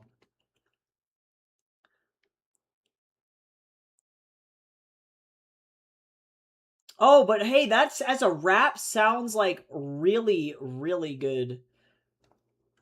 And actually, it makes total sense why spicy food regulates you. I watched a video the other day about that. And effectively, it was a therapist talking about people who are neurodivergent. But most importantly, if you have any kind of PTSD, CPTSD, or any kind of chronic anxiety, there's 3 different types of stages that your nervous system is in. Your parasympathetic nervous system specifically. And parasympathetic is when it's at rest and there's not really anything going on. And then you have hyperarousal and hypoarousal. Hypoarousal is depression. So that's when your body, your nervous system gets so exhausted that it can't do anything. And it's just really, really tired. And then hyperarousal is anxiety. It's mania. So you're trying to get your body to regulate, and what's interesting is that the only way that you can get from hypoarousal, so depression, back to baseline is you actually have to trigger your nervous system effectively, make it enter hyperarousal, so make your body slightly anxious, and then it will regulate and bring it back down. So eating spicy food or exercising are both ways that you can do that, or playing a really hard game, playing a really hard video game, those kinds of things can actually put your brain into hyper arousal, which is really cool. So if anybody wants a link to that video, I can go find it again. But that lady was very informative. Hey GamerPan, let me know how you say your username. I get weird username readouts in OBS from YouTube because I don't think OBS knows what's going on over on YouTube. But welcome in. Thank you for stopping in and saying hi. We're working on a chapter page for my webcomic, and it is slowly coming together. I'm actually taking the time. I don't feel rushed. I'm taking the time to do some cell shading and actually not rush this page, which is good.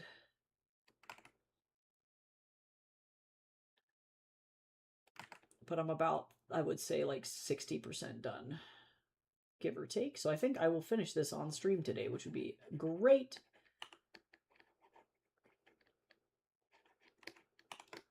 But if you're interested in checking out my webcomic, it's Heaven's Equal. It's on Tapas and on Webtoon as well. And all the links to my stuff are in the description of the stream. But I hope you're having a great day. How do I want to do this? Like this.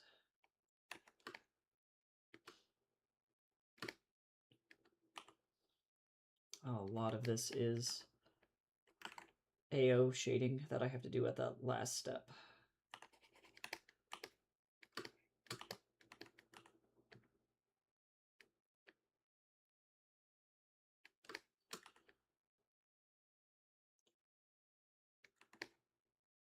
Oh my goodness.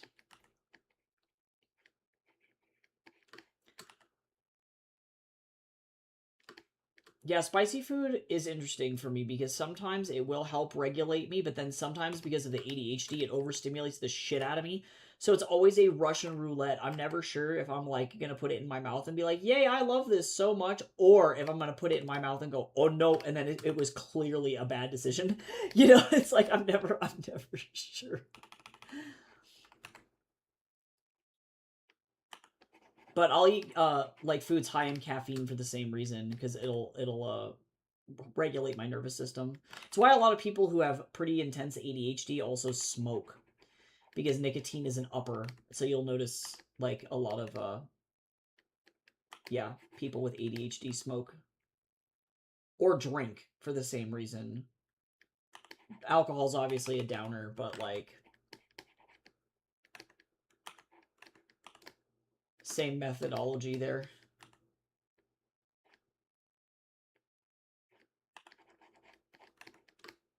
Mr. Bubbard, are you okay? He's okay. I put him back over by his food and he finished it, I think, is what happened.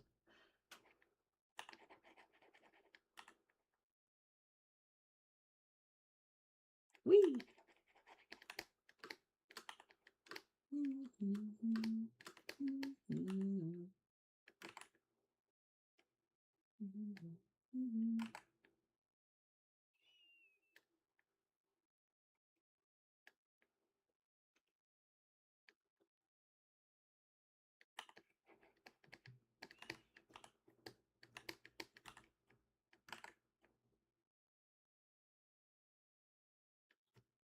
God, cell shading takes so long. There's a reason that the rest of this comic is not cell shaded. Just, I'm not gonna lie.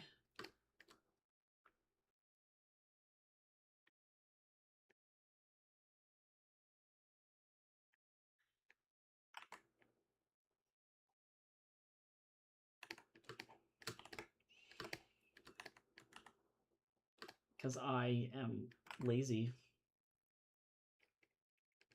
I think if I had not chosen to do this comic in that way, I would be just like effectively trapped.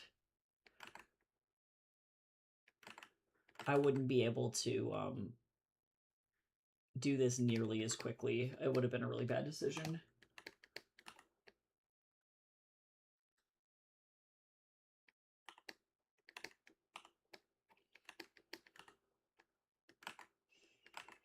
But we're okay. I wish that this guy had a more complicated outfit, but I also acknowledge that if I had also made this more complicated, I would have been really sad working on him in the comic as well. I have to kind of simplify and dumb everything down. And I might have some like pretty intense hero shots later if I have moments in the comic where it's like close-ups or like costume shots, but I don't think that they're gonna happen anytime soon.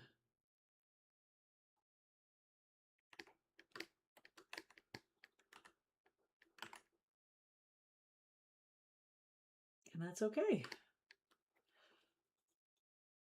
Yeah, mood. Well, and you can apparently increase your tolerance for that kind of stuff, but it takes time.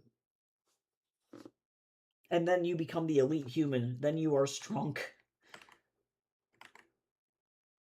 I really like spicy food, and then it makes me sad that when I get anxious, I effectively just like can't really eat it at all. So I'm hoping that when I get to Vancouver, my tolerance will go up again and back to where it was, because I like eating the spicy. I want to.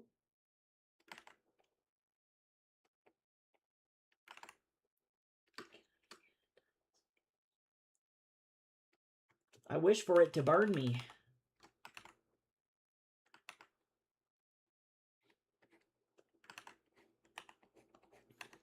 I wish to be in the Disco Inferno. I want to be fire in the Taco Bell, as the kids say. Just kidding. That's from a great song, though. If you've not heard Fire in the Disco by Electric Six, you should. I think that's in this playlist, actually.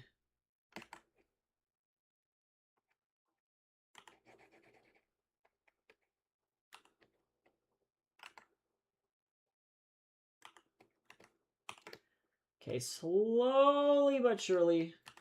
This will look much better once the AO shadow is on it. I realize there's a lot of, like, blank floating space down here at the bottom. And that's okay. All right, new layer.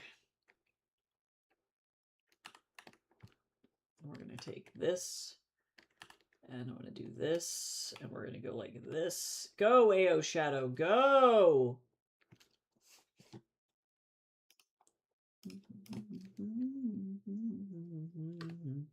Alfredo! That sounds amazing.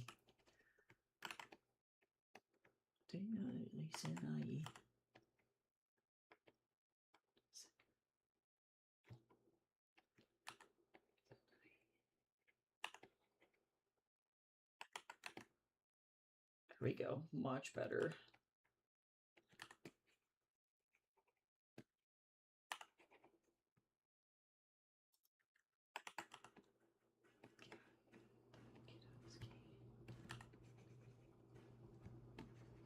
Whee! Whee!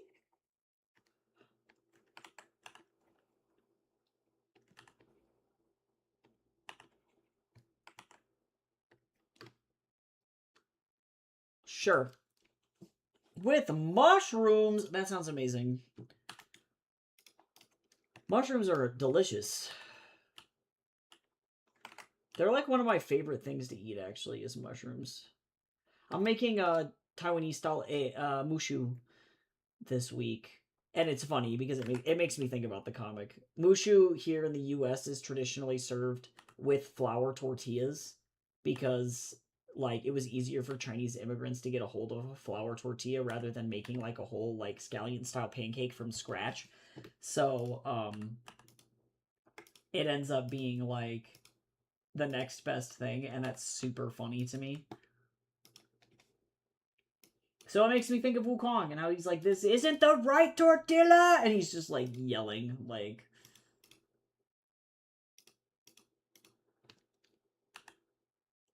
He can't escape the tortilla.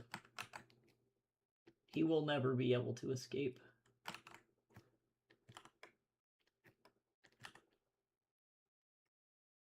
I'm actually going to give him some... Well, actually, maybe it's going to be... Hold on.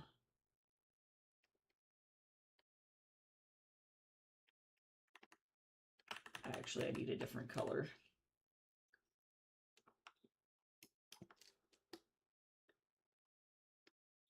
Yeah, that's better.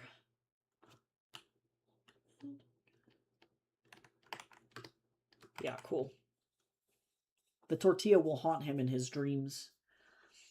All right, so this is better. So now we're going to go like this. We're going to go back to my color pal, and we're going to go like this, and then we're going to go grab...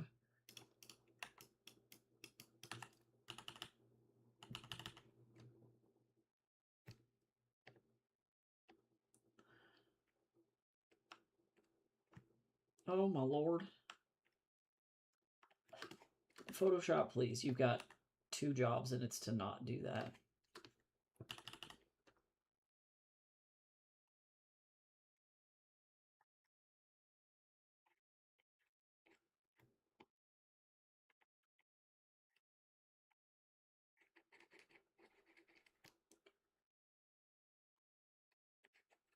Actually, got to be careful with this. I need to move this way. There we go.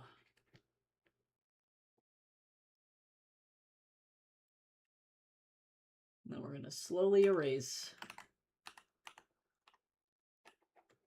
We don't need something that's that intense. And then we're going to go in like this. And like this. I have to make sure that this doesn't look like super gross looking. Or like old man face. I gotta just be careful. Nice and gentle. Ah, yes. Chicken thighs are so good, though. I kind of high-key refuse to eat chicken breast. I'm not gonna lie. I just don't think it's, like, very good. I think it's just, like, I don't know, kind of meh. Actually, I'm not a huge fan of this. We're gonna go again.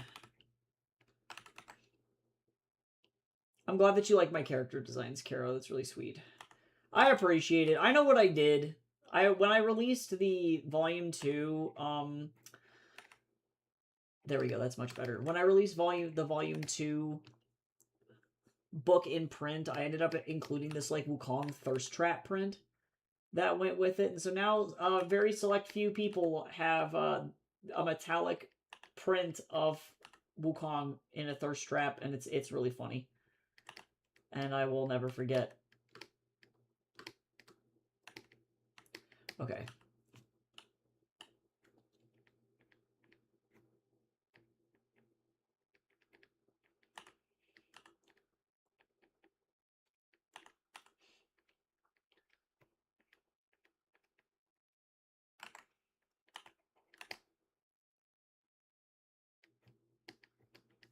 Really would like this to be more.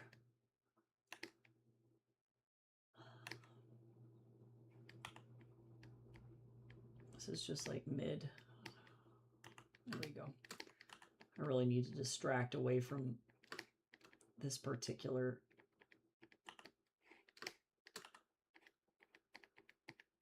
highlight by adding other highlights elsewhere.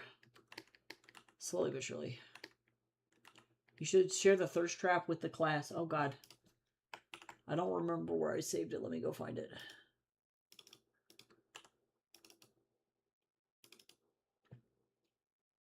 Was it in here? No, there's the Woo Boo Boo though. Well, there's this one. I actually really like this one a lot. This is one of my favorite pieces of art that I think I've done of him. I love the tracksuit. It's very inspired by like Jamie Hewlett and his take on Wukong.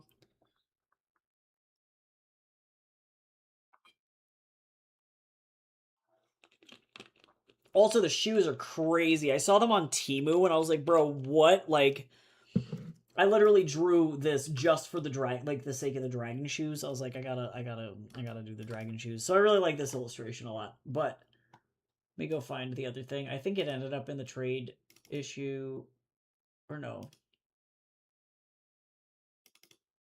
Where are you? Where are you? Not that. What? What? Guys, I lost the thirst trap.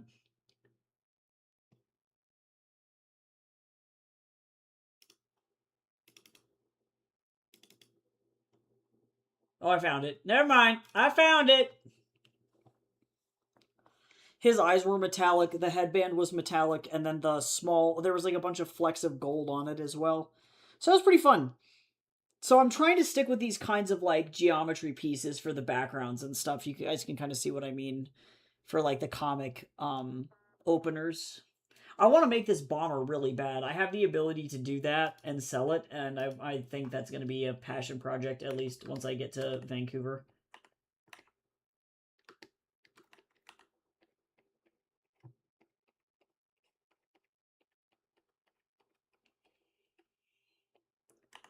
Because I just want it. I want to just be able to wear it. That, and I think having a Trippy Taco uniform for sale would be really funny as well.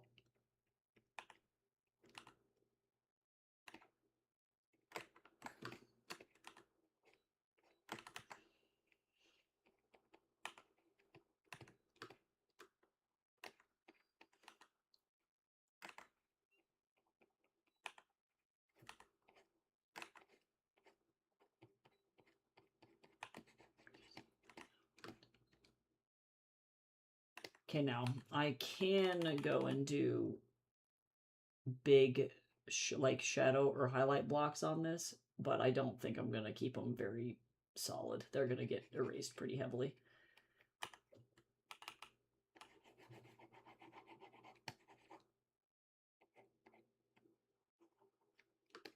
Yeah, not bad.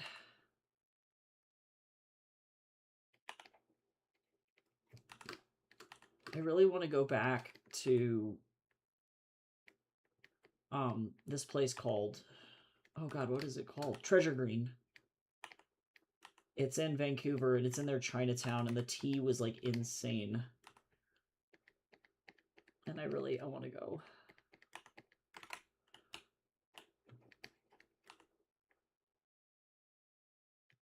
There was also a Hojicha cafe, and they mixed their Hojicha with hot chocolate. It was fucking so good. And I wish to engage in that activity again. That shit was great. Tasty.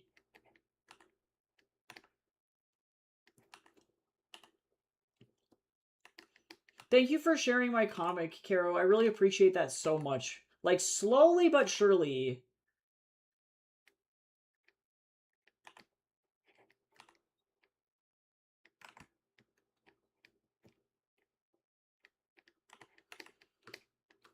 Hi, Gabriel. How you doing?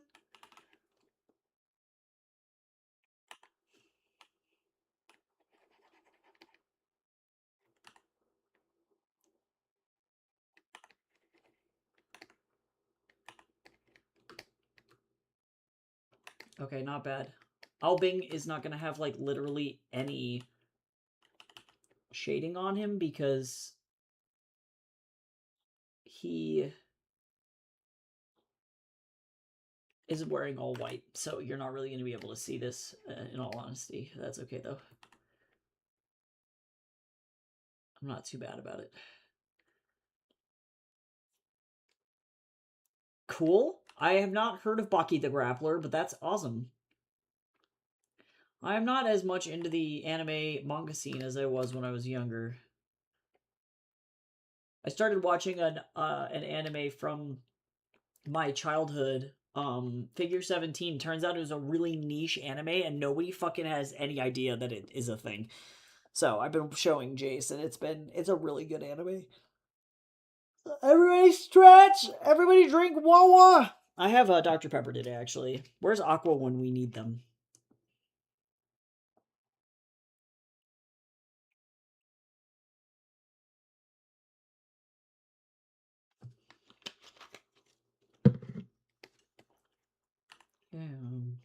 Baby, I want you, so won't you come rock my body?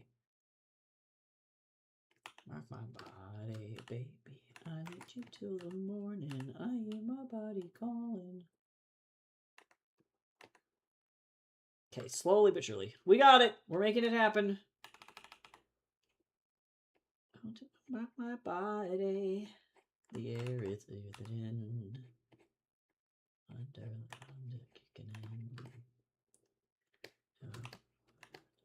I want you close, I want you here. It's in the air, it's in the air. Baby, I need you till the morning. I hear my body calling. Okay, slowly but surely. Oh my god.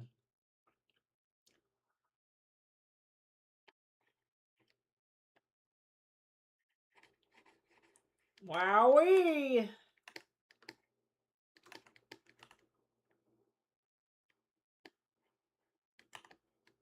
Tonight, so what you gonna rock my body? Okay, Lord.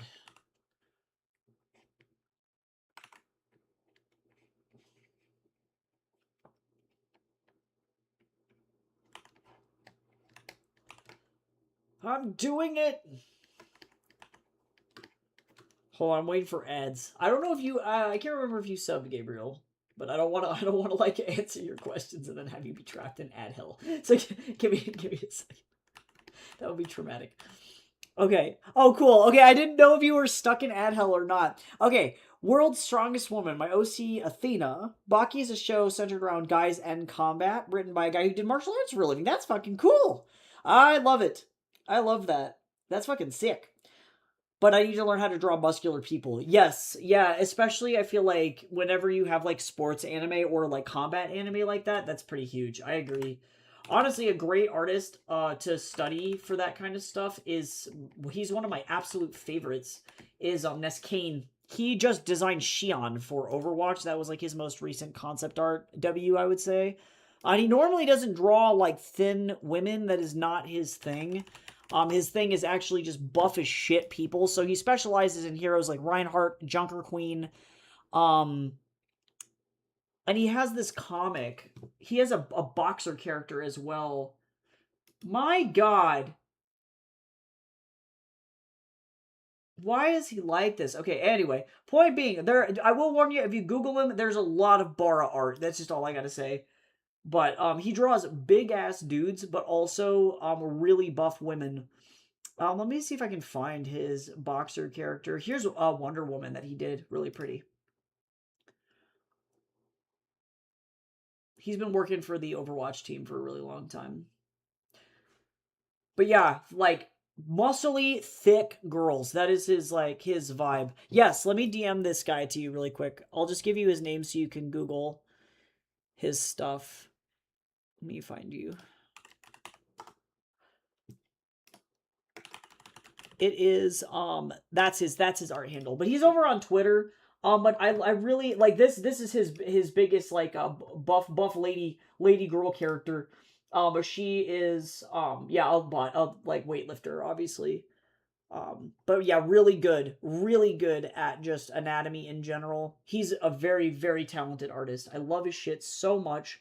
And obviously Shion's great as a character. I think she's super cool, but I think his art just overall of his own OCs, and he draws men so well that I just like, yeah, I love his work. Great thumbnail work too. He's just really cool. Oh yeah, he did the Medusa Widowmaker skin. But yeah, I can look at his shit for hours. I can look at the shit forever. Or yeah, here's the one that he did. This is the boxer character I was thinking of. I love how graphic his work is. It's very Leyendecker-y. I tend to like lean into like artists that are like JC Leyendecker adjacent. And I know what I did. I understand. I love that style so much. So it's like that's the overall vibe.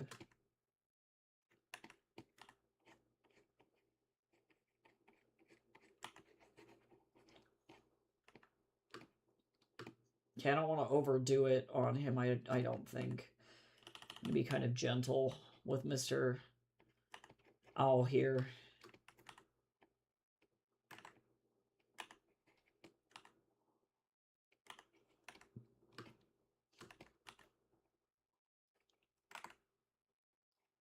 Yeah, Ness Kane. He's amazing. Such a talented illustrator. I want to do some more studies of his work too. I think that may be something that I do later on in the summer after I'm like not doing commission work anymore. I think I'm just gonna stop taking art commissions unless it's from people that I know like directly and they ask me. I'm gonna try putting most of my focus into like editorial work and then go from there. Okay, not bad. Actually, that's... Oh, and then I need one more layer on this, actually.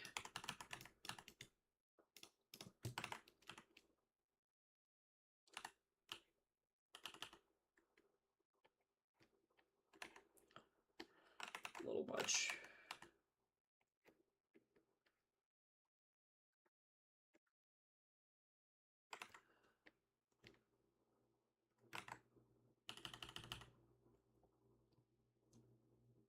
But yeah, I do studies of his shit all the time. I'm working on this one that's a study. I don't think I've shown anybody yet. It ended up in the whips over on my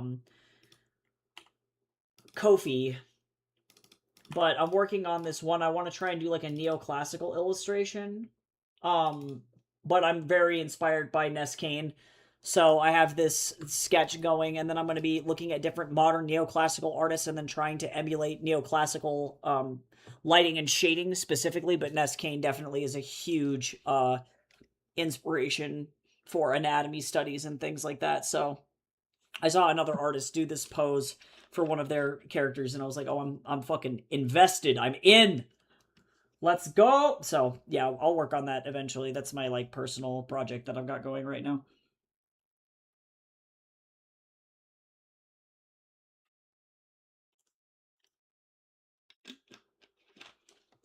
It's always a good day to draw, Ed.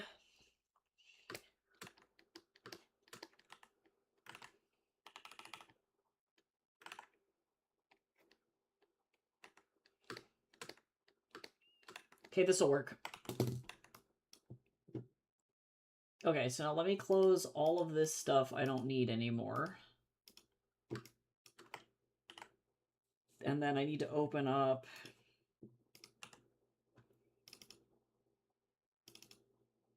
the last chapter.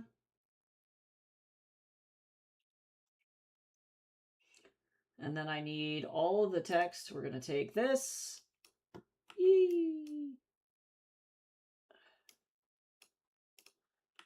And then I have to figure out how I want to position this so that I don't lose stuff. I think for the sake of not losing Alping's, like, hat, or like the what am I looking for? The horns. Oh my god, I'm gonna die, y'all. Let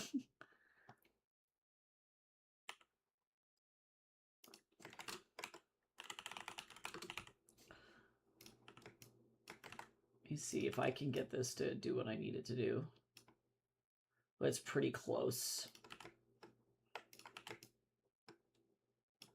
Because I need it to not infringe.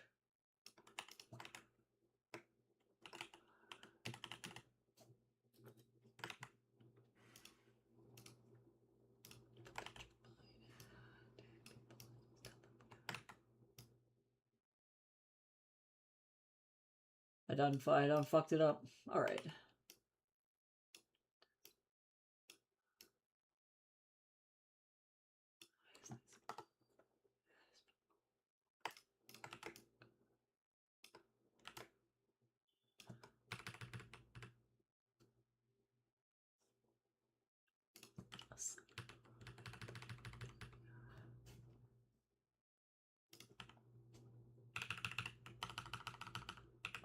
Okay, but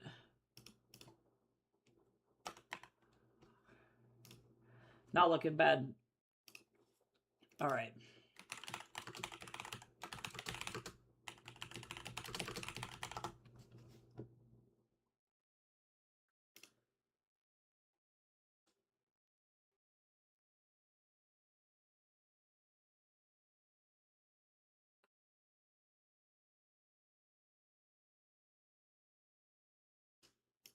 Oh, this is kind of a rough one, but this one is a good one. I like to put like Chinese proverbs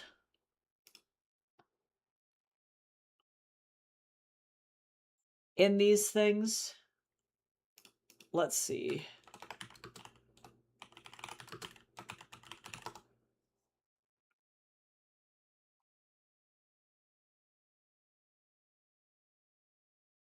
Yeah, this is like an idiom. This one is 捉景观天, so it means yeah, 捉景, yeah, 捉景观天. So 天 meaning the sky, so and 捉 meaning frog. So for a frog sitting in a well and looking at the sky, so you can only see the sky through this narrow hole, right? And so it's an idiom used to describe somebody who has a very narrow or limited perspective. And I particularly like it when the Qian character is used, because, like, Wukong's name is Qi Qian Da Sheng, so it's, like, I love having the Qian character as much as I can, because any idiom that is about the sky or about heaven is also directly applicable to him, so I like it.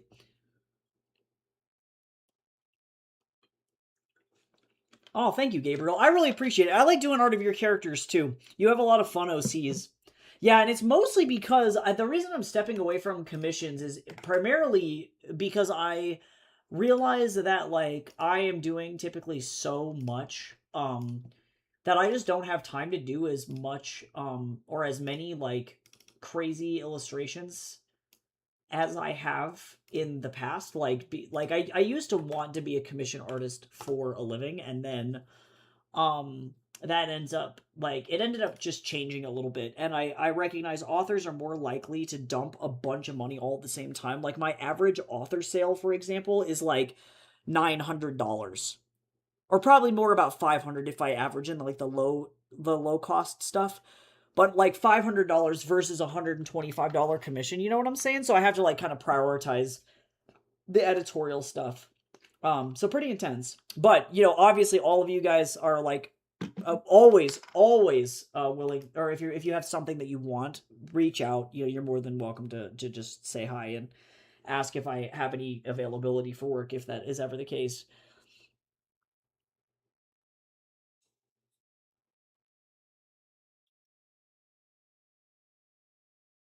Yeah, totally, Gabriel.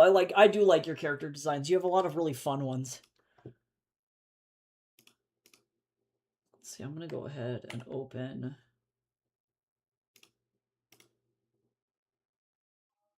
Actually, yeah, no, that's exactly what I'm gonna do. Okay, I really like the background for this one. This would make a great poster. Actually, not gonna lie, I think this is pretty great.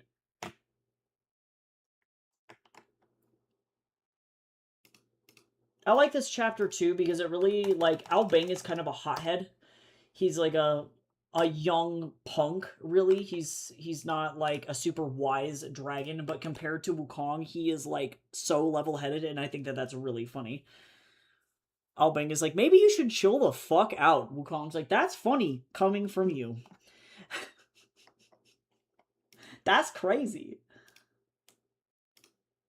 God, I love this song. It sounds like the soundtrack to Legend. I love that stupid synth flute. So good. All right, well, I am... Oh, we got a Shrimp Heaven! One final Shrimp Heaven before I dip. I was actually just going to say, I think I'm going to go ahead and go. I'm glad that I was able to finish this up today, and then tomorrow we get to start on the actual chapter, so we get a lot of, like, Ao Beng, Wukong interaction, so very cool. But yeah, I appreciate all of you so much. Thank you for hanging out on stream and just being just genuinely very cool. I'm gonna go give my cat his medication and go do other work. So I will see you all tomorrow, and I hope you have a great rest of your day. Bye bye.